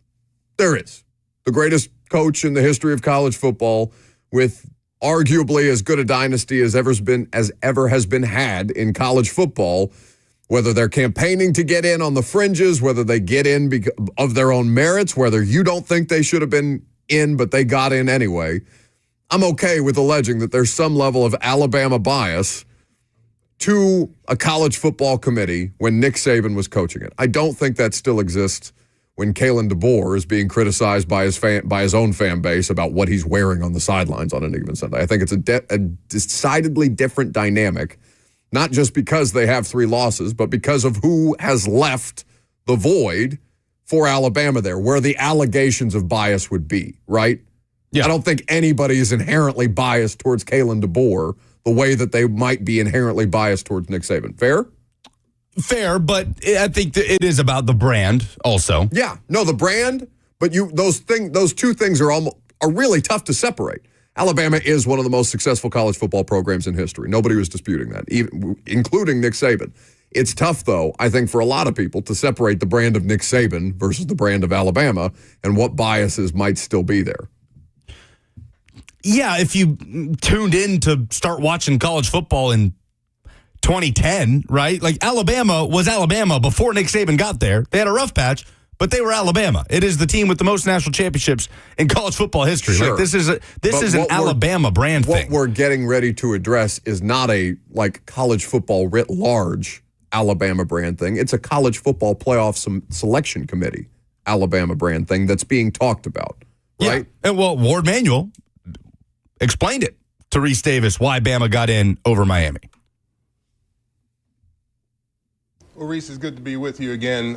What it came down to is, as we evaluated both teams and looked at how they rank, obviously we think highly of both teams. One's at 11, one's at 12. But what it really came down to is Alabama is 3-1 against current top 25 teams, and Miami is 0-1. Alabama is 6-1 against teams above 500, and Miami's 4-2. Both have had some losses that weren't what they wanted out of those games. But in the last 3 games, Miami has lost twice. And so for us, in evaluating their body of work, we felt that Alabama got the edge over Miami. Well, the body of work is complete for Alabama, for Miami, for Ole Miss, for South Carolina. There's one more rankings to do. What could change? Could it change? Is it set?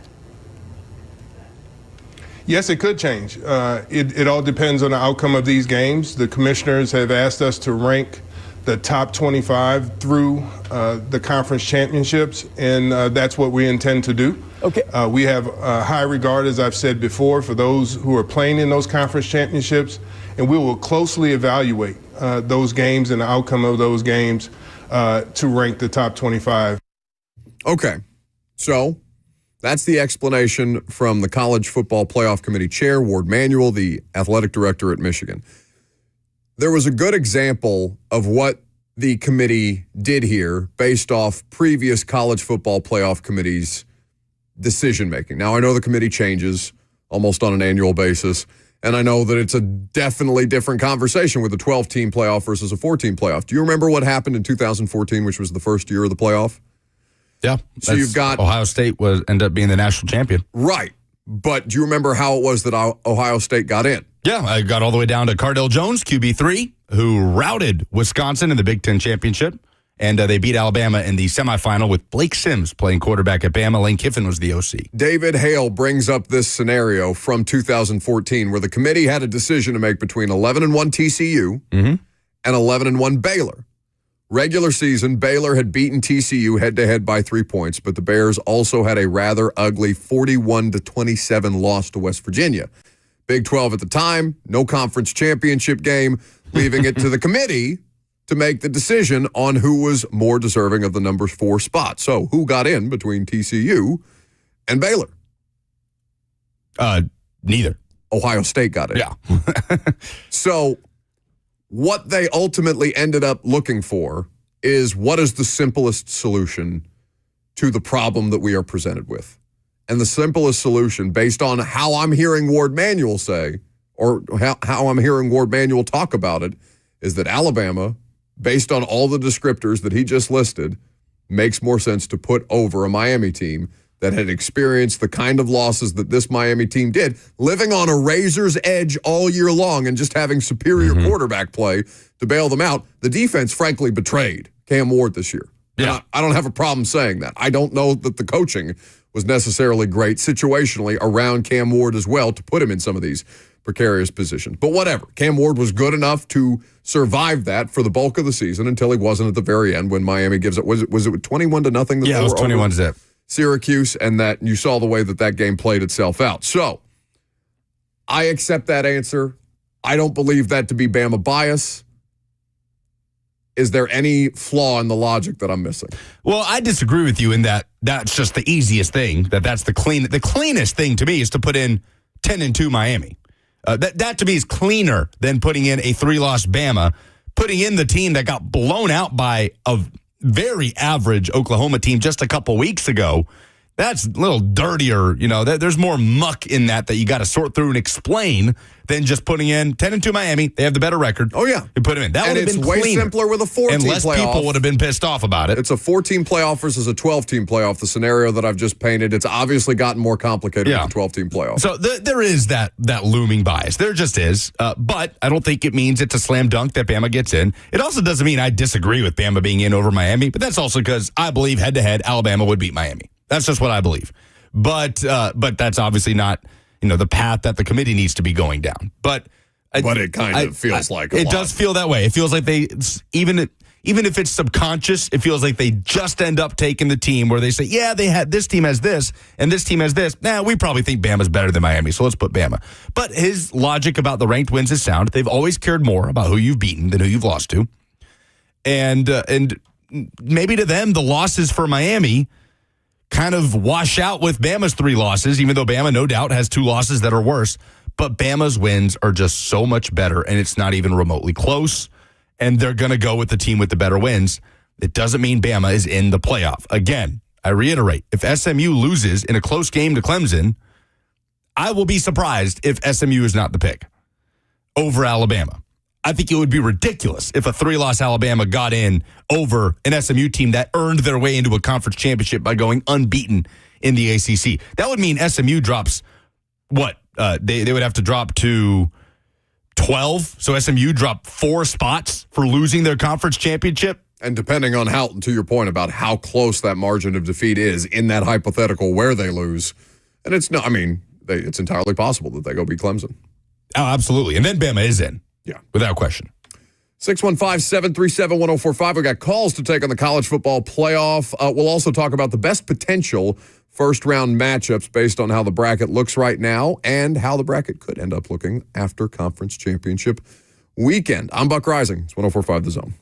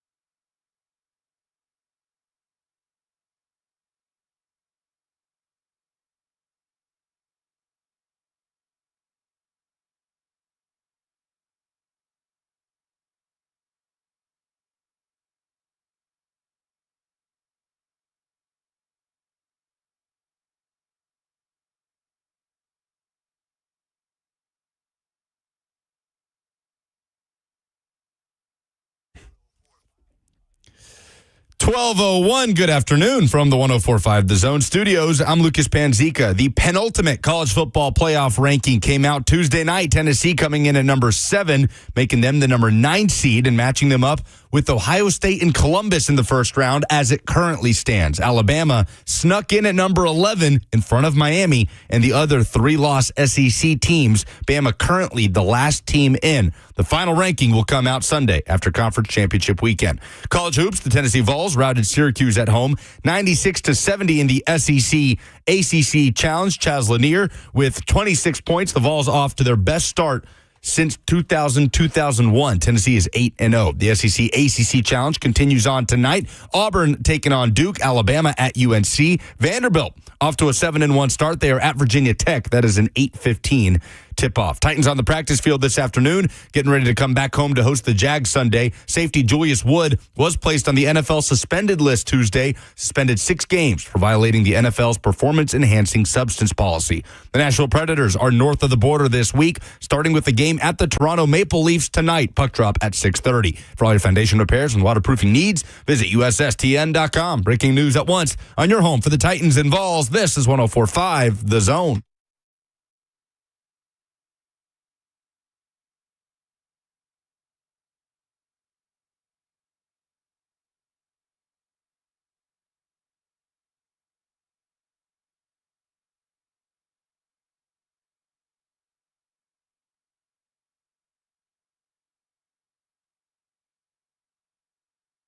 Final hour is upon us. Welcome in, welcome back. Thanks for hanging out on this Wednesday. College football playoff has the most intrigue as of this morning with the 12-team rankings coming out. Well, I guess it's a 25-team ranking, but the 12 teams that you care about and the bracket that you are most interested in coming out last night. We've talked about who's in, who's out, who feels less like a given at this point, and who is still waiting for conference championships to go through before they can have their final determination made. The thing that we have not really talked about yet is the hypothetical of the bracket. We have talked about the bracket, but we haven't really talked about the idea of what matchups we would most like to see. Now, obviously, the most interesting team for the audience is the University of Tennessee, and for the show, obviously, for the audience and for the show, it's the University of Tennessee, who right now, if these things were to hold, would go to Columbus and play at Ohio Stadium against Ohio State in the 9-8 game. The other first-round matchups currently look like this. Again, finalized next week. These are just hypotheticals. It's Arizona State at Penn State, Alabama at Notre Dame. Yes. Indiana at Georgia. Yes. Of those 4 games, which is your favorite and why, other than you are waiting on the untimely demise of Notre Dame? Because that seems to be, at least that's what I'm assuming that yes. No, I just love those two brands, those two programs clashing in a playoff game. I mean, those are 2 teams whose demise I would love to see, Alabama and Notre Dame. I think my favorite, obviously, you know, I'd have the most vested interest in Tennessee, Ohio State. I think a lot of people would go with Tennessee versus Ohio State. I think I'd go with Indiana, Georgia, because I feel like that would give us a lot of answers. Oh, I like that. I don't think that there's another matchup in this current bracket, and I think it's fair to start talking about these potential matchups with only one more ranking to go. A few weeks ago, it was pointless, but there's only one more ranking to go. There's only so much more shakeup that can take place. And Georgia could move from that spot, right? Georgia could beat Texas, and if they beat Texas on Saturday, they'll be a top 4 seed. I don't know that they could just stay put if they lose a close game to Texas and still be matched up with IU. But all we've talked about with Indiana, maybe we did already kind of get that answer against Ohio State, and it would just be more of the same. Oh, no, but and listen, I'm biased, but I want it without the special teams disasters. Like, I want to see as clean a game from Indiana as humanly possible against a quality opponent. Now, maybe it is just that Ohio team's special teams unit are so much better than Indiana's and so many better talent or more talented players. Or maybe it's just the punter dropped the ball and set Ohio State up for a layup score at that point. I would like to see them without the special teams nightmare. Yeah. It would be in Athens, so it's tough to imagine any scenario other than Georgia winning and being in control by the end of that game. But the possibility of Indiana even making that a 4-quarter contest and us having to rethink all sorts of stuff from the season, the entirety of the regular season, that's why that's the most intriguing to me. In terms of matchup of brands, doesn't get much better than Bama Notre Dame. I could see Tennessee, Ohio State providing a really entertaining game as well. Tennessee, Ohio State. So let's go entertainment value because Alabama, I don't even want to give them too much credit for the offense because the offense just disappears in spurts. I know the Oklahoma game is the most extreme. It's boom or bust example of that, but it's not like they rolled over Auburn. Iron Bowl, always competitive. Rivalry week, those things are going to be closer to the vest than you might anticipate. Yeah, 14-point game, but it didn't feel that close. Right. So Notre Dame's defense is elite. Yeah. Truly elite.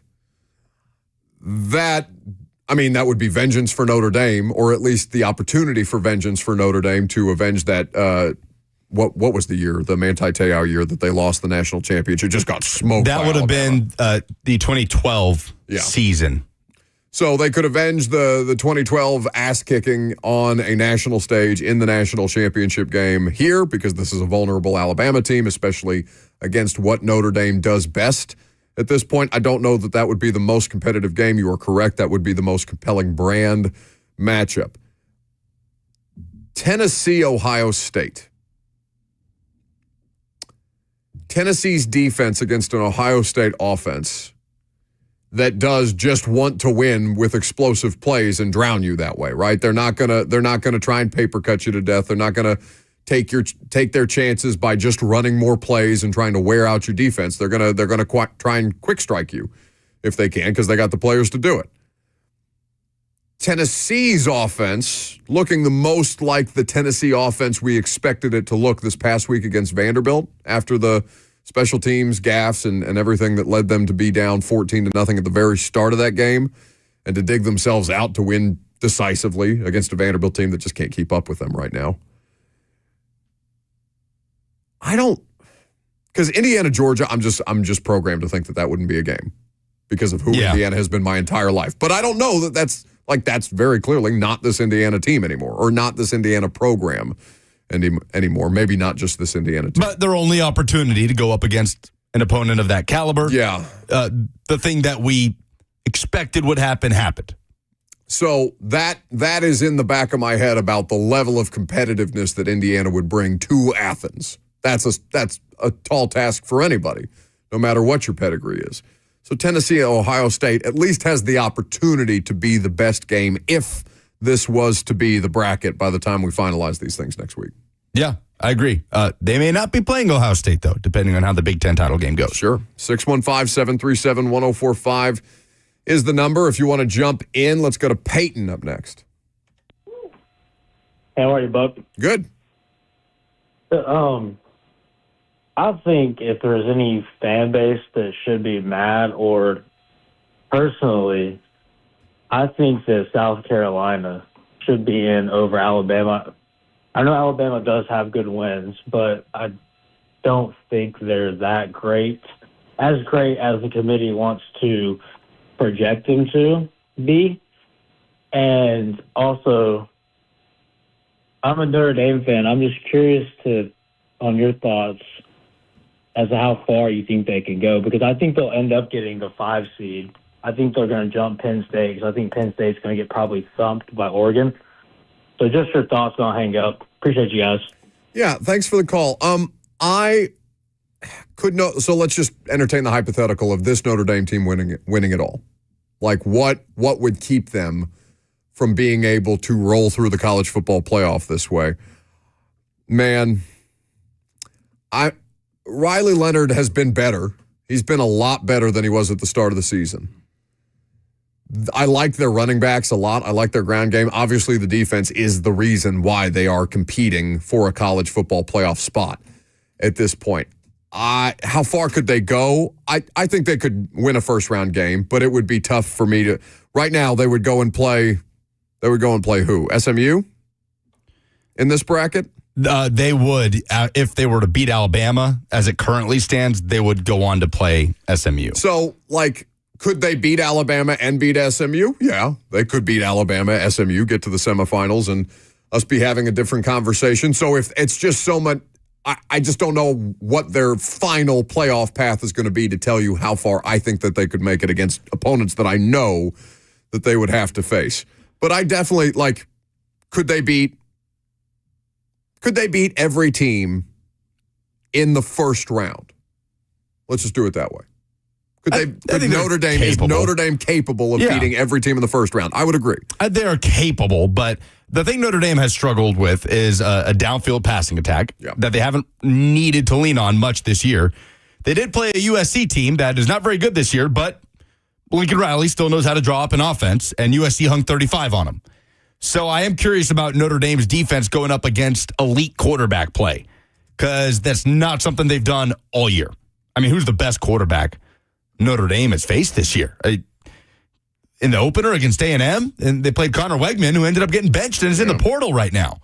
So they have not had to face elite QB play or even remotely high-level quarterback play all season. When you look at their schedule, suffocated basically everybody that they've played. Absolutely, and that is worth something. They certainly don't push the ball down the field. I think they're averaging 7.2 yards per attempt this year. That's not terrible, but it's good for 65th in college football. But that's a matchup that could hold Alabama versus Notre Dame with the winner to play SMU. Because if SMU beats Clemson, I think SMU could stay put there at the 3 seed. The question is, what does Penn State do against Oregon? Because if that game's close, Penn State could just not budge and still be the 5 seed. If Penn State gets housed, like Peyton was saying, then absolutely Notre Dame could jump up to the 5 seed and maybe play the Big 12 champ for the right to play Boise, and then that would have Alabama playing Penn State for the right to play SMU. Speaking of USC, just quickly, apparently one Big 12 team has reportedly inquired about the availability of Lincoln Riley to be their next coach. So we can talk about that coming up next. We can also get into National Signing Day. We'll give you an update. There has been some movement that's worth discussing as well. 615-737-1045, the number if you want to join the conversation. I'm Buck Rising. It's 1045 The Zone.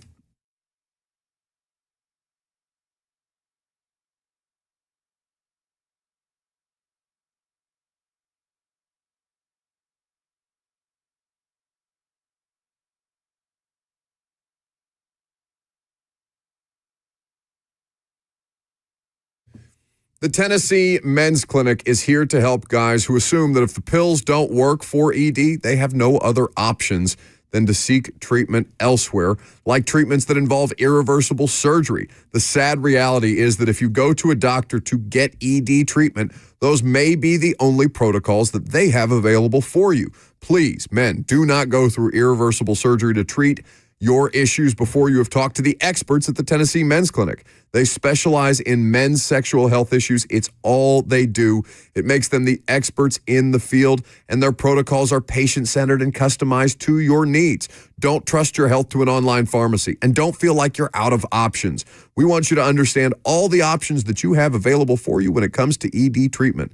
They have treatments for everything at the Tennessee Men's Clinic, from low testosterone to ED, treatments that increase size, stamina, and everything else in between. The bottom line is no one has more expertise or experience in successfully treating men's sexual health issues than the Tennessee Men's Clinic, and they are passionate about what they do. So call them today at 615-208-9090. That's 615-208-9090, or schedule an appointment online at TennesseeMen'sClinic.com for their Franklin or Midtown location.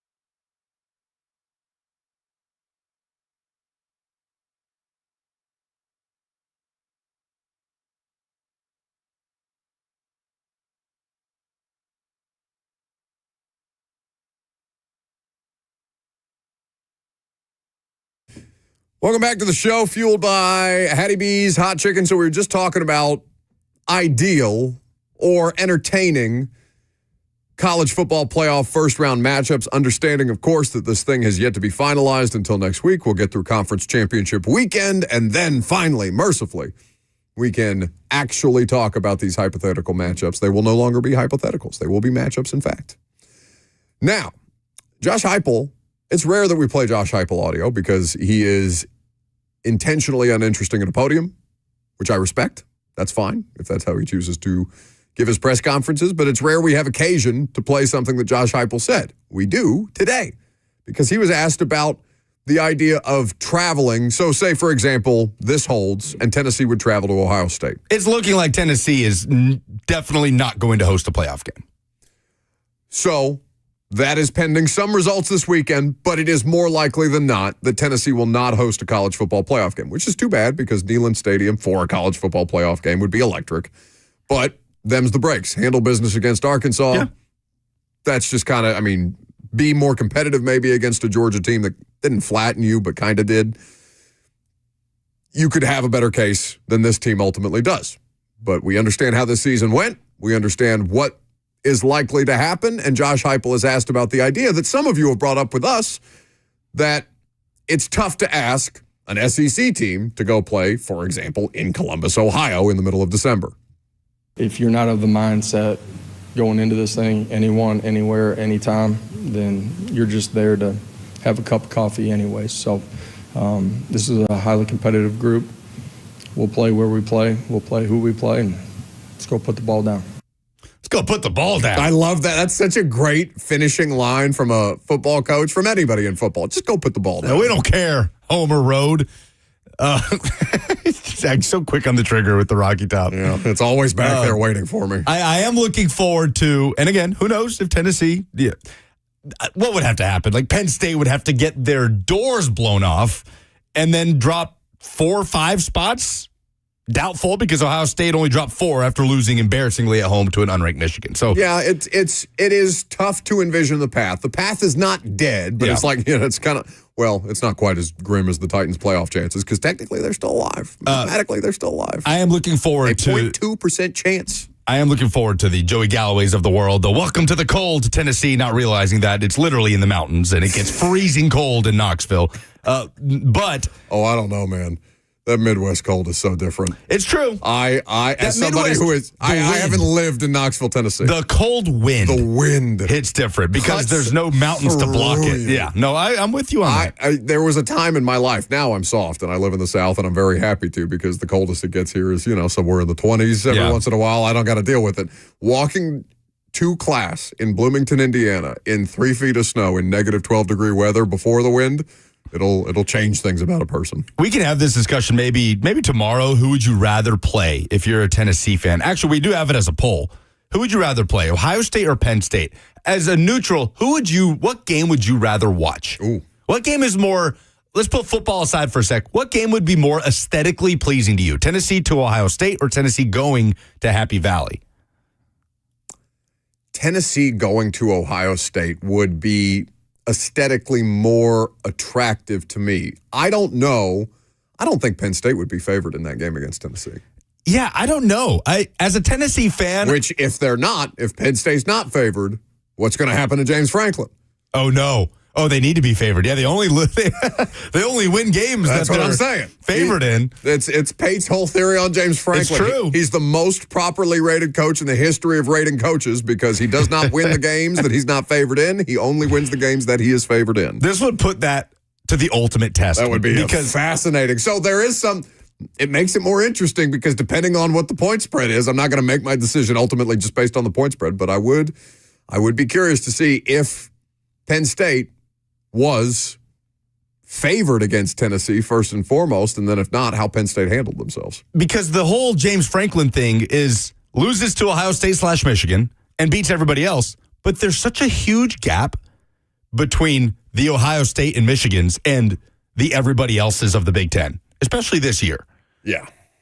And I know Indiana is one in Indiana. No, it's okay to say that they're not, that they're a part of the everybody else. Yeah, and now you got to throw Oregon in there too. And Penn State will get a chance to play Oregon as underdogs in the Big Ten Championship. You only have to throw Oregon in there because they're the number one team in the country. But I'm so fascinated by the idea of James Franklin leading Penn State into a game that's not against either Ohio State or like Purdue, but against a Tennessee, a top 10 SEC team, right? That's probably not as talented as Ohio State. Tennessee could beat Ohio State head-to-head, but the talent profile is higher on Ohio State's roster, right? They've got 3 receivers that can play in the NFL today, right? Caleb Downs might be the best safety in the country. Like, they are a more talented team across the board. Doesn't mean Tennessee wouldn't beat them head-to-head. They're down pretty bad right now. But I would just be so fascinated. That would be such a good test of the James Franklin talking points on losing to those teams and beating these teams. But what about a Tennessee? What would he do against a Tennessee? That's really the only reason why I might be inclined to pick Tennessee against Penn State as being the more, just as a neutral observer. But I think that Tennessee-Ohio State is the game that I would most want to see. Brandon on the F&M Bank chat believes Penn State would be slightly favored, maybe 4 to 6 point favorite at home. William says Vols-Ohio State would be the better game. I'd rather play Penn State. Wants Ohio State, Tennessee to be the better game. I just don't know definitively if that's true or not. I'd rather play Penn State. Well, yes, you would rather play Penn State. Of course you would rather play Penn State. Because I'd rather play Penn State. You're not Michigan, and Ryan Day is excellent against everybody that's not named Michigan. But the vibes are pretty bad right now around Ohio State. Oh, my God, they're hideous. Both would be there for the taking, in my opinion. All right. So Tennessee goes to Columbus, let's say, and wins. Is Ryan Day still the coach? Because there's no way in my mind that Ryan Day is still the coach. It's such a big buyout. It's such a big buyout. I don't think it matters to a certain generation of old money at Ohio State that would just say, no, just give me Mike Vrabel. Yeah. Just give me Mike Vrabel. At least we know we're not going to be situationally dumb against our biggest opponent. If he flames out one and done in the playoff, I could see it. That's what I'm saying. I could see it. Like, that axe is just hovering above his neck already, waiting for that last little piece of string to fray and drop. You know, one thing we're not going to find out, too, that I would be fascinated to find out, and I had Eric Kane on when I was hosting with Blaine and asked him this, because at the time we were talking about Tennessee as one of those 2-loss teams. Could there be 6 2-loss teams? Could Tennessee be left out? And I asked Eric, what would Josh Heupel, the campaigners, look like or sound like? What would the Josh Heupel manifestos, like, would he get up there and pound on the... It's very interesting because Nick Saban was the king of this, right? Kalen DeBoer didn't really do much of this. Alabama athletic director Greg Byrne has been doing this. Has he? Yeah. So he's been the one caping up for Bama's resume more so than DeBoer, which I thought was interesting. I wonder, would that happen at Tennessee? Would Danny White would for sure be grab the reins of that? I could see that. He's already out here doing interviews in Knoxville about what he wants the playoff committee, or how he wants the playoff committee essentially disbanded for a computer. I agree. I think that's what would happen. I think Heupel just focus on the football, and Danny White would be the front-facing figure about why Tennessee needs to be all the resume bullet points that Tennessee deserves. It doesn't matter because they're in no matter what. And the question now is about hosting. In that scenario, Josh Heupel is literally what he just told you. He's just put the ball down guy and let Danny White go out there and cape up. I think that's what would happen. For all those different things. What's this Lincoln Riley blurb that you brought up? Yeah, I did tease that. Tony on YouTube says Tennessee would win 41-17 over Ohio State. And I would like to point out to Tony that his football team does not score 40-plus points against teams that are not UTEP, Chattanooga, or otherwise. So that would be a bit of a stretch. Not this season. Not this season. So this line from The Athletic. Now, it's not just The Athletic. Not that The Athletic doesn't have competent and credible journalists everywhere. We know that they do.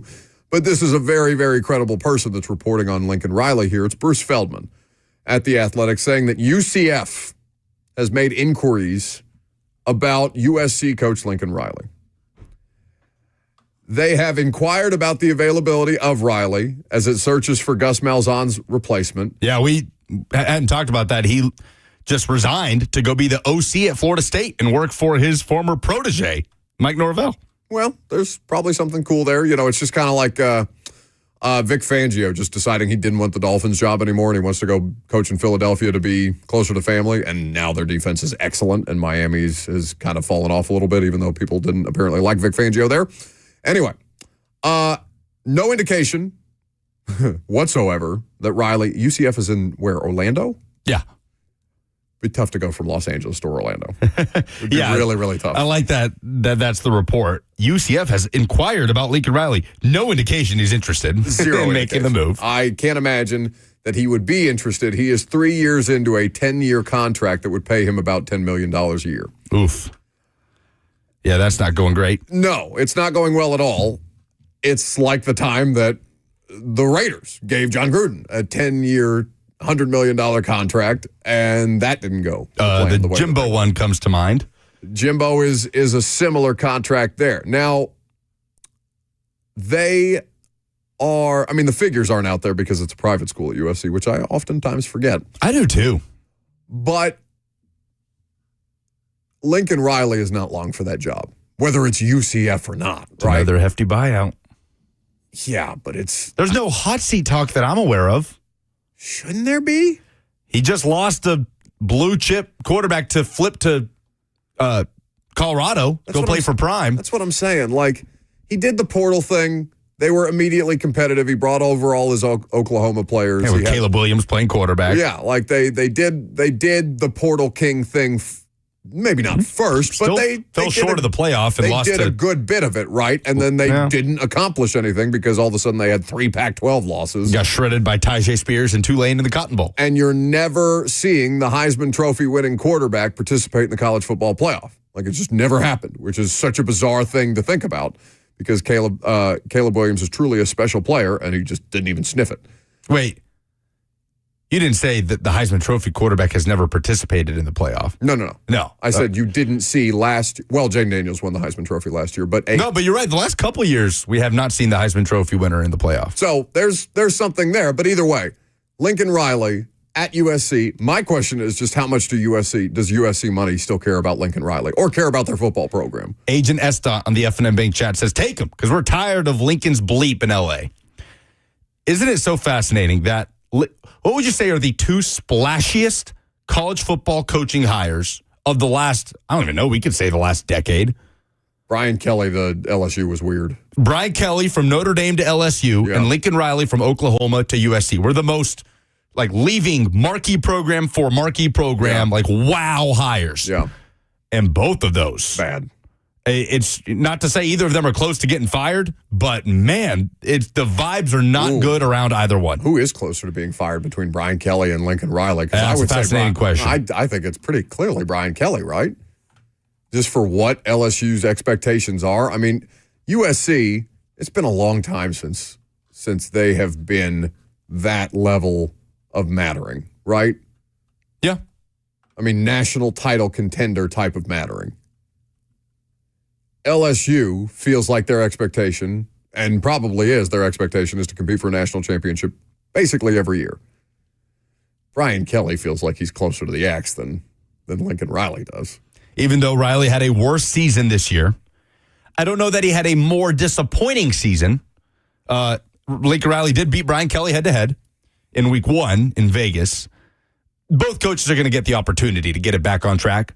But I feel like 2025 is the year where the pressure really, really ramps up if things continue to trend in a way that is not satisfactory, which certainly for LSU, the only trend that is satisfactory is back to winning national titles when each of the last 3 head coaches, including Ed Orgeron, have won a national championship at LSU. So when you, the winningest coach in Notre Dame history, Brian Kelly, get hired at LSU, that is the expectation, nothing short of that. So they are far from that, it seems, right now.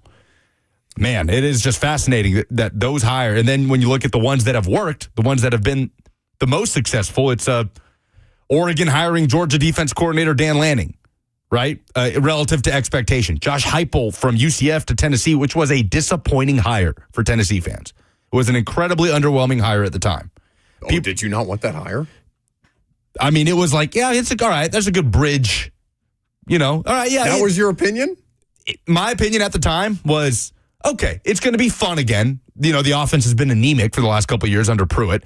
The offense will be fun. At least it'll be fun to watch. He'll be a great bridge coach, right? Get Tennessee back to going, at least going 8-4. I guess I do remember that being your position when he got hired. Push for 9-3 and put the program in a better place so they can make that big swing for a guy that can compete for titles. And we talked about some of these things that were reportedly Josh Heupel's weaknesses with the recruiting stuff that he's since been able to dismiss, I think, pretty effectively. And it's also a product of we've talked about this, the perfect storm of name, image, and likeness and transfer portal also coinciding with Tennessee being ahead of the curve on a lot of this stuff. So you attribute some of that to Heupel, which you probably shouldn't attribute it all to Josh Heupel. Yeah. And I think most Tennessee fans are pretty cognizant of that fact. But that is funny to go back and think about. I just saw a commercial for Jag. That's a show that my grandparents have been watching for. I don't even know that it's. That was so jarring to me. More jarring? No, maybe not more jarring than the Bill Cosby pudding commercial. We have to get rid of the old Price is Right episodes. I'm too easily distracted by what's on TV. Jag, a great television show. Tennessee fans have been resurfacing this tweet from number one favorite of Vol Twitter, Dan Wolken. A tweet that he made. Who do they hate more, 40 or Wolken? Wolken, 100%. Because Pat 40 kind of making the pepper spraying thing about himself on Saturday was a little. I missed that. It was a little funny. Dan Wolken tweeted on February 15th, 2021. Gus Malzahn would have made 100 times more sense at Tennessee than Josh Heupel. Instead, ends up replacing Heupel and UCF upgrades. And Tennessee fans have to bring that stuff back to the surface, right? But why does Dan Wolken do these things to himself? The point is, though, you don't know how these things are going to turn out. And it has coincided with the tide turning so much in terms of college football and the NIL and all of those things. But Heupel has evolved as a coach in a way that we didn't expect when he was hired, in terms of being a well-rounded team, the ability to ball control and not just be that tempo 100% of the time. And Tennessee's strength of its team right now is its defense, and they seem like they're about to lock up a top 10 class. It is signing day. They were able to secure the signing of Jaden Harmon, the former Bama defensive back commit, 4-star, did sign with Tennessee. The one everybody is watching is 5-star offensive tackle David Sanders Jr. There was a push from Ohio State late. He's been committed to Tennessee since August. Tom Loy of 247 Sports reports that David Sanders Jr. is not expected to sign today. There are other reports from Steve Wiltfong, who we've had on, that there's not a lot to be worried about in terms of his commitment to Tennessee, that the signing could come later this week, maybe next week, but he's not expected to sign today. So, I don't think, Vols fans, maybe there's a little bit of BVS there, but it is a kind of a tense, keeping an eye on it, because that's a huge deal for Tennessee to secure that signature from a blue chip offensive tackle, something they've not done yet in the recruiting process. That has been a hole in his game. It has. It's something they've come up short on time in and time out with Francis Maui-Goa, with Jordan Seaton. They got to get David Sanders Jr. in there. So that's something we'll kind of keep an eye on. Ryan Callahan will join the show tomorrow from 247 to kind of give us an update. That's Ryan Callahan. Ryan Callahan. Not Brian Callahan. Right. Coming up next, we will update the polls. Last call for phone calls. We'll also touch on the Houston Texans general manager, Nick Caserio, got in front of microphones and is the only person I've seen so far cape up for Aziz Al-Sher. I'm Buck Rising. It's 104.5 The Zone.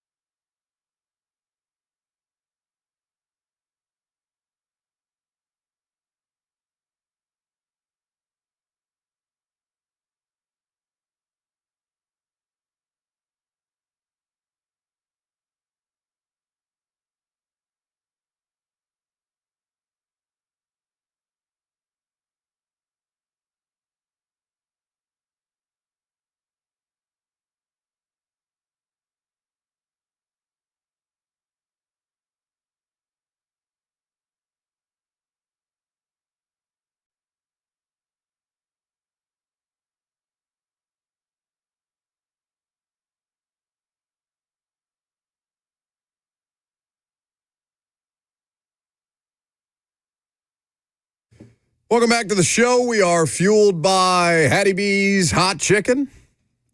Last call for phone calls if you got them, 615-737-1045, the number. We'll get to what the Houston Texans general manager had to say about former Titans linebacker, now Texans linebacker Azeez Al-Sher's 3-game suspension. Apparently it's spicy.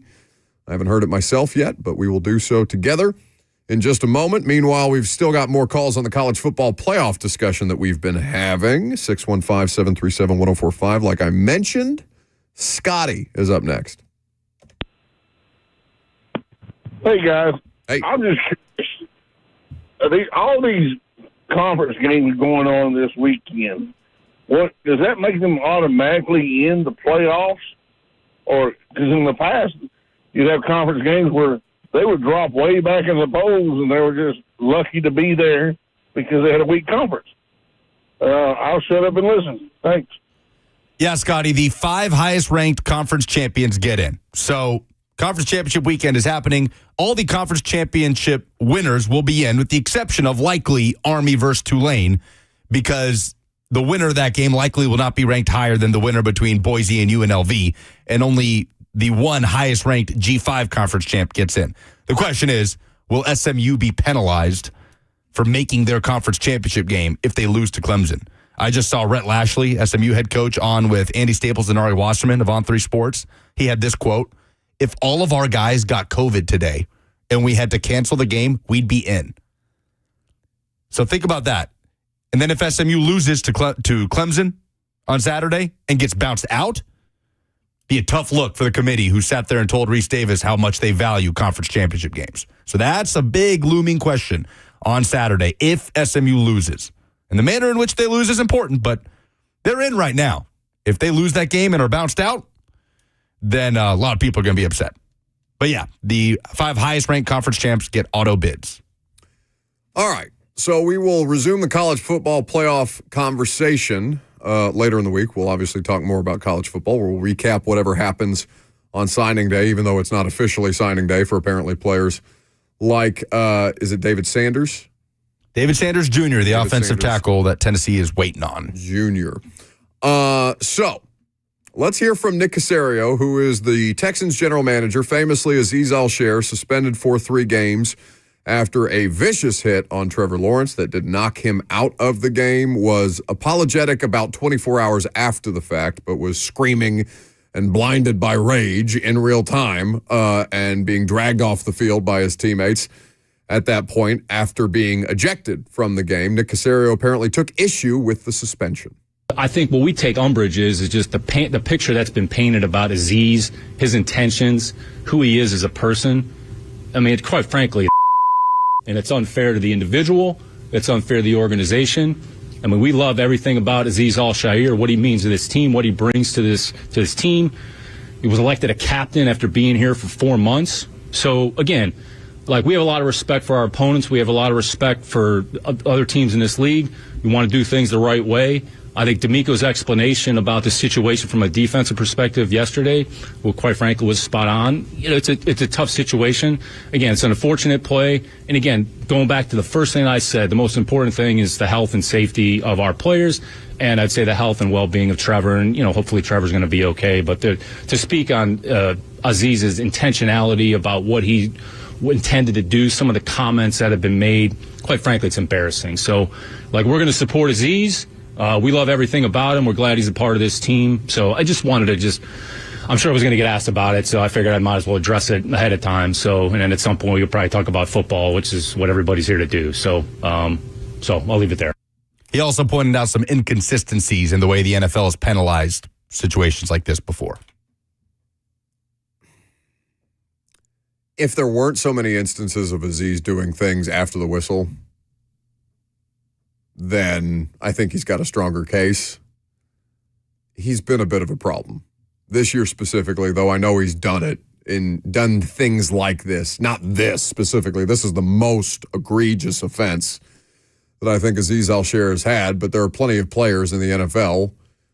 And they're like, I think he's a quality human being in all of my dealings with him. He was also voted a team captain here after being here for 4 months. So there is clearly a tremendous amount of respect for this person beyond what that one action might have helped people define him as, right?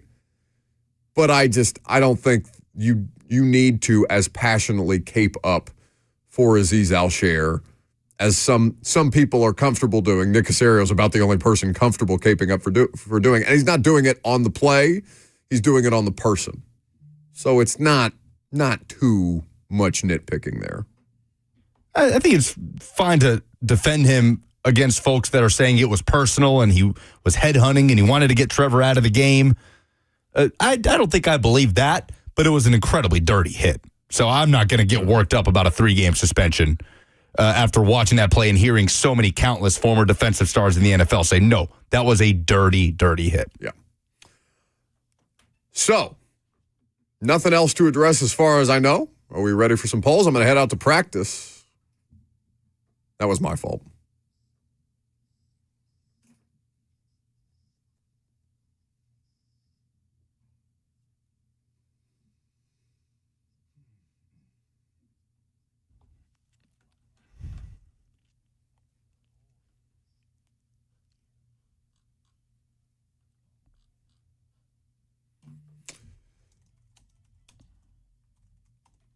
Normally, I would drag Jackson for cutting me off, but that was absolutely my fault. Yeah, it was hard to read. No, that was not my finest work. Not my finest. Oh, presented by Two Rivers Ford, the South's most trusted Ford dealer. What's the dumbest thing in sports this week?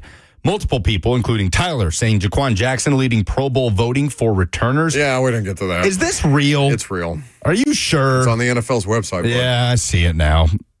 Like right there with for the NFC, Kevontae Turpin, Dallas, a fantastic had a 95-yard kickoff return for a touchdown against Washington just a week and a half ago. All right, so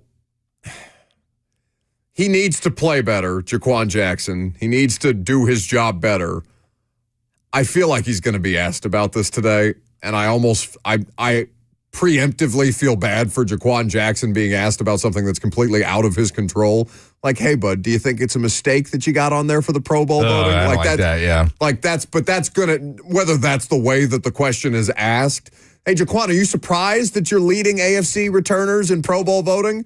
Yes, I'm surprised. I just put it on the ground again, and my coach is talking about punitive measures. What do you want him to say? I feel bad for the guy in that spot. Which college football playoff ranking upset you more? Bama coming in at 11 or Ohio State being ranked above Tennessee and getting that last home field advantage spot? 56%, the slight majority are going with Bama coming in at number 11 over Miami, Ole Miss, and South Carolina. Yeah, that feels right. Who do you blame most for the Titans' inability to handle quote-unquote success last week?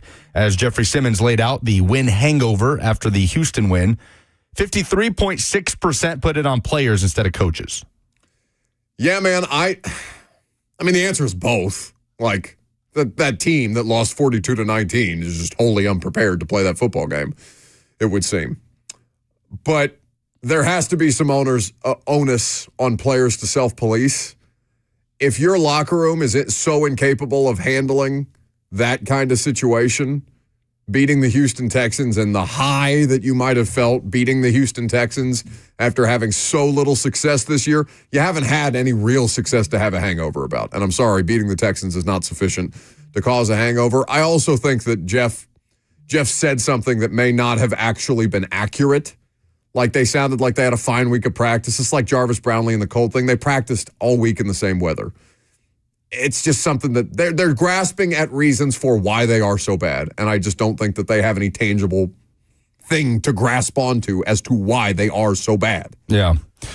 Tom Pelissero of NFL Network is reporting, this is not me doing the Tom Pelissero bit thing. Tom Pelissero actually just tweeted that Azeez Al-Shaair's appeal of his 3-game suspension will be heard today by Ramon Foster, hearing officer jointly appointed by the NFL and NFLPA. Okay. I didn't know that was like public info that could be reported like that on exactly who is hearing it. I mean, if you're doing one of those jobs, then yeah, it's incumbent upon. I think it's completely fair as far as the reporting goes. So our own Ramon Foster decides the fate of the appeal of Azeez Al-Shaair. An important man, Ramon Foster. Many people have said this. Who would you rather the Vols play in the first round of the college football playoff? 69%, nice, say Penn State. 31% voted Ohio State. Yeah. I mean, you would rather play Penn State. but I would rather see them play Ohio State. Avenge those 2011, 2012 losses to Vandy. Been thinking about those. I know you have. I know you have somewhere. You've just been stewing on it. Those are the polls. That's the show. I guess I'm going to go to practice. I guess I'll see what they can get accomplished. Will Levis at least playing better football, so we will see what he has to say. Both press conferences at 2 p.m., prime time tonight.